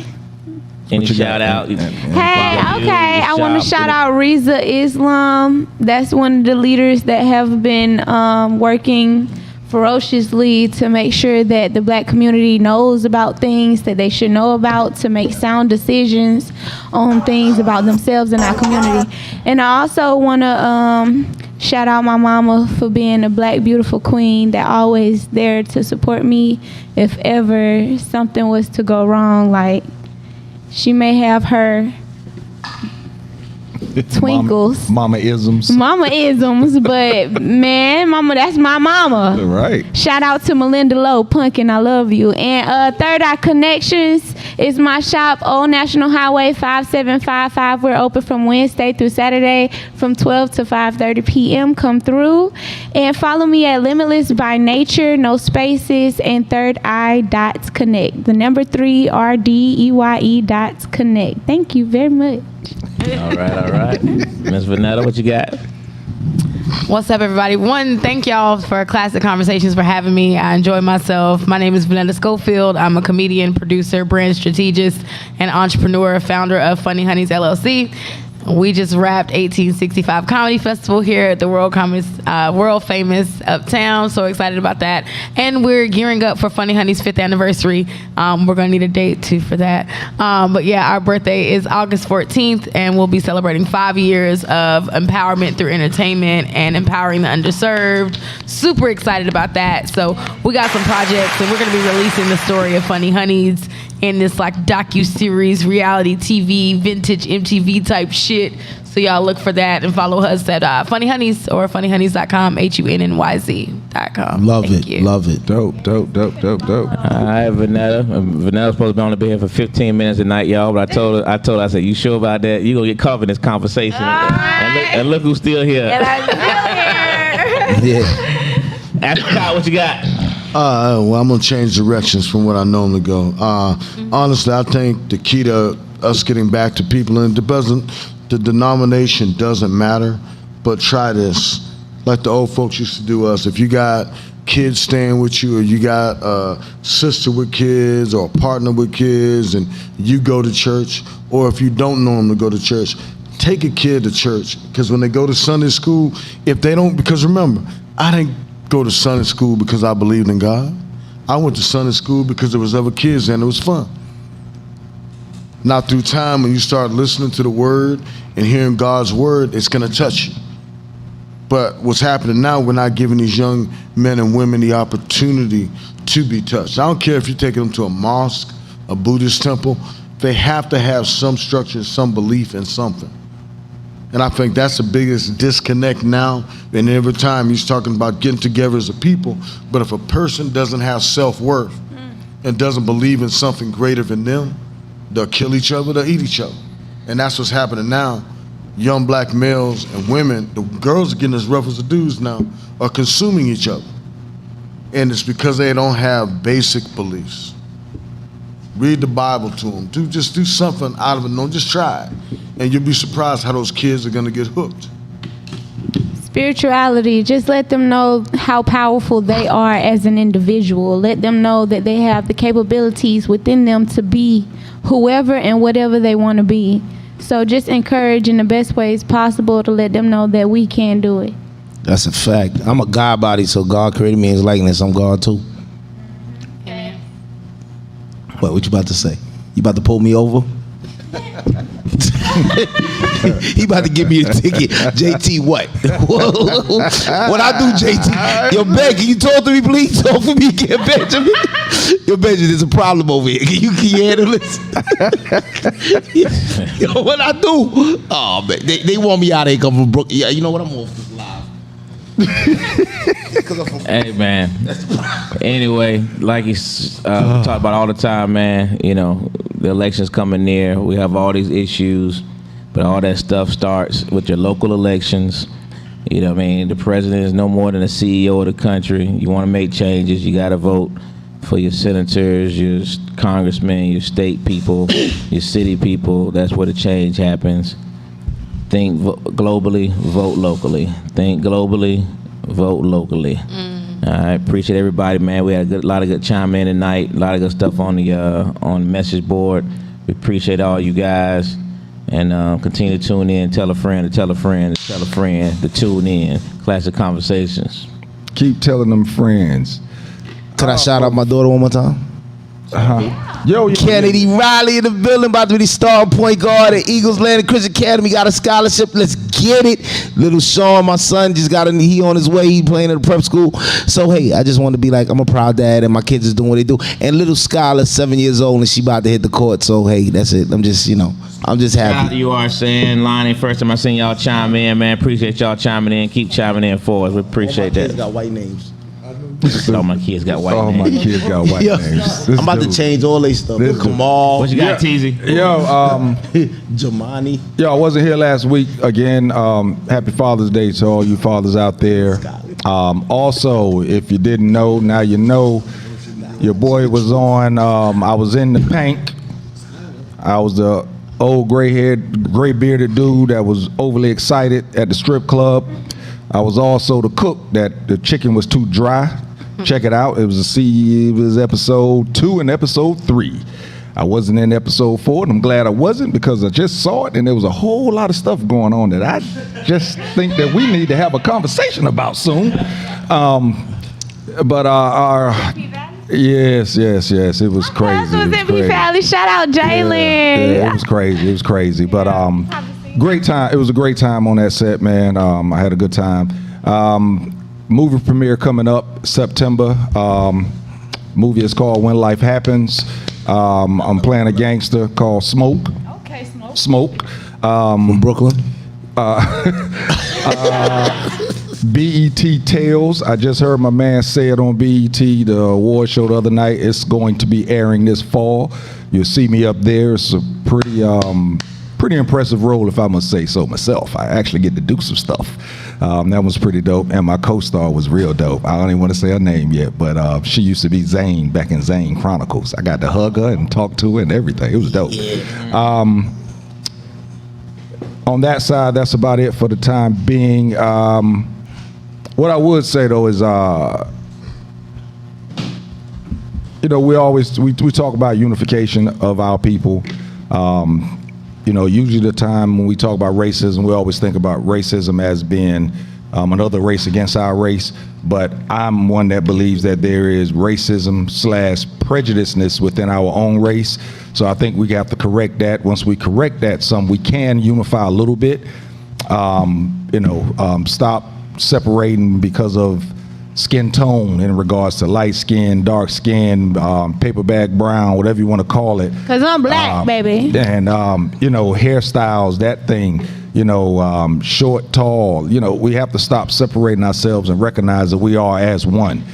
And then also, just listening to us talking to the younger generation. I think our generation didn't have the older generation trying to talk to us as much. We pretty much had to learn by watching. And I think most of us do that. We try and be the right way in the right place so that other people can see it, younger people can see it and try and emulate the same thing, hoping that they'll actually emulate it to be better. But I do think that we need to voice some more to our younger generation, but at the same time, don't do it in a condescending way to where we're actually coming down on them as, say, a parent. Come down, try and just give advice and that type of, in a way that they feel a part of it instead of feeling as if they're being ridiculed or judged, that type of way. And I think once we start doing that a little more, we'll take another step towards us coming all together. Because again, Klassic Konversations, we always going to talk about things about our community, hoping to better our community. Everybody that tuned in, I see my man Rave the Champ. What's up, bro? You just tuned in. Ruby Kennedy Stone, happy birthday, young lady. Belated birthday. Glad you tuned in. Today my wife's birthday. Oh, happy birthday, sugar wife. My man Jordan, man, I appreciate you tuning in. Of course, Klassic CEO, Miss Casper, I know she tuned in. There's a couple of people. She's probably not by now. Can we all say happy birthday to my wife? She on right here. Yeah. Happy birthday, baby! Hey, look, Ben, Cheryl on the phone. It's your birthday! I'm about to spend some money, man. All right, y'all. So, excuse me. So listen, this week coming up, it's 4th of July. And there's a lot of us that's going to be out doing a lot of stuff for the 4th of July. And the thing is, I do understand. Yeah, I'm going to say I understand. A lot of us, honestly, we talked about this. I wasn't here last week, but we talked about it before the show. There's so many that didn't know about Juneteenth. So a lot of us did not celebrate Juneteenth the way we're going to celebrate July 4th. Celebrate if you want to. I'm not telling you not to, because sometimes we just need a reason to celebrate so that we can have a great time and get the rest of the life off of us. But please understand that next year, Juneteenth needs to be like July 4th. Full throttle. All the way. All the way, period. Go on, put that time in at your job, get that day off. They should not be able to tell you can't take it off. Well, it's a national holiday now. You get it off at work. It's a national holiday, but every job does not close and give you the day off. I know that for a fact. I am in corporate America right now. But they can't tell you that you could take it off. Just like Martin Luther King holiday. A lot of companies are still open, but they can't tell you can't take it off. So if you can, next year, let's make sure that we celebrate this thing, man. Y'all have a great time this weekend. Be safe. Happy birthday to my mother. Happy birthday. Everybody says Happy birthday. The 4th of July. I say the 5th of July is my holiday. It is the day of this show, so I might be a little late because I'm going to take her out to eat because she's in town. And that's going to do it. That's my uncle's birthday, too. That's a good guy.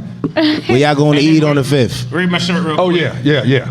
Justice for. I can't Justice read upside for. down. Go ahead, read it. Read it, New Left York. and blank.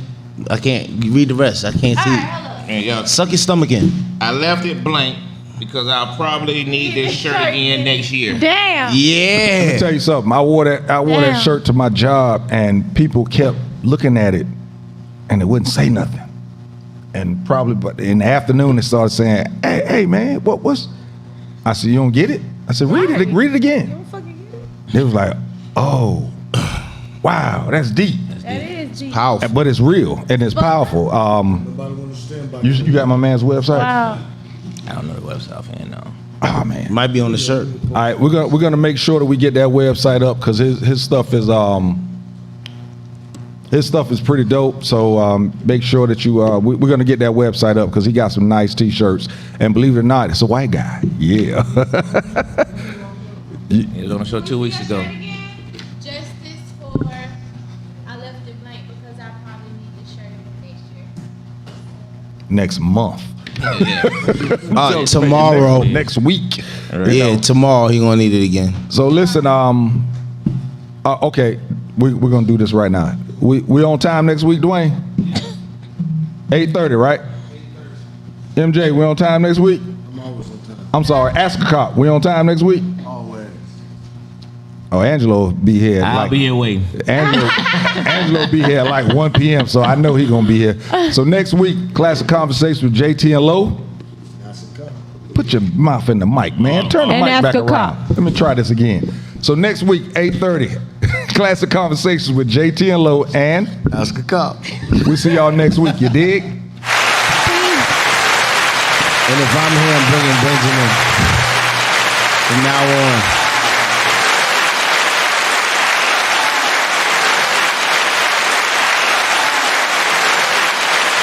Conversations with Jae Tea and Lo. You never know which way to rap. Classic conversations with Jae Tea and Lo. You never know which way to rap. The record's gonna go. Classic conversations with Jae Tea and Lo. Classic conversations with Jae Tea and Lo. You never know which way to rap. The record's gonna go. Classic conversations with Jae Tea and Lo. You never know which way to rap. Classic conversations with Jae Tea and Lo. You never know which way to rap. The record's gonna go. It's classic conversations with Jae Tea and Lo. You never know which way to rap. The record's gonna go. Classic conversations with Jae Tea and Lo. You never know which way to rap. The record's gonna go. It's classic conversations with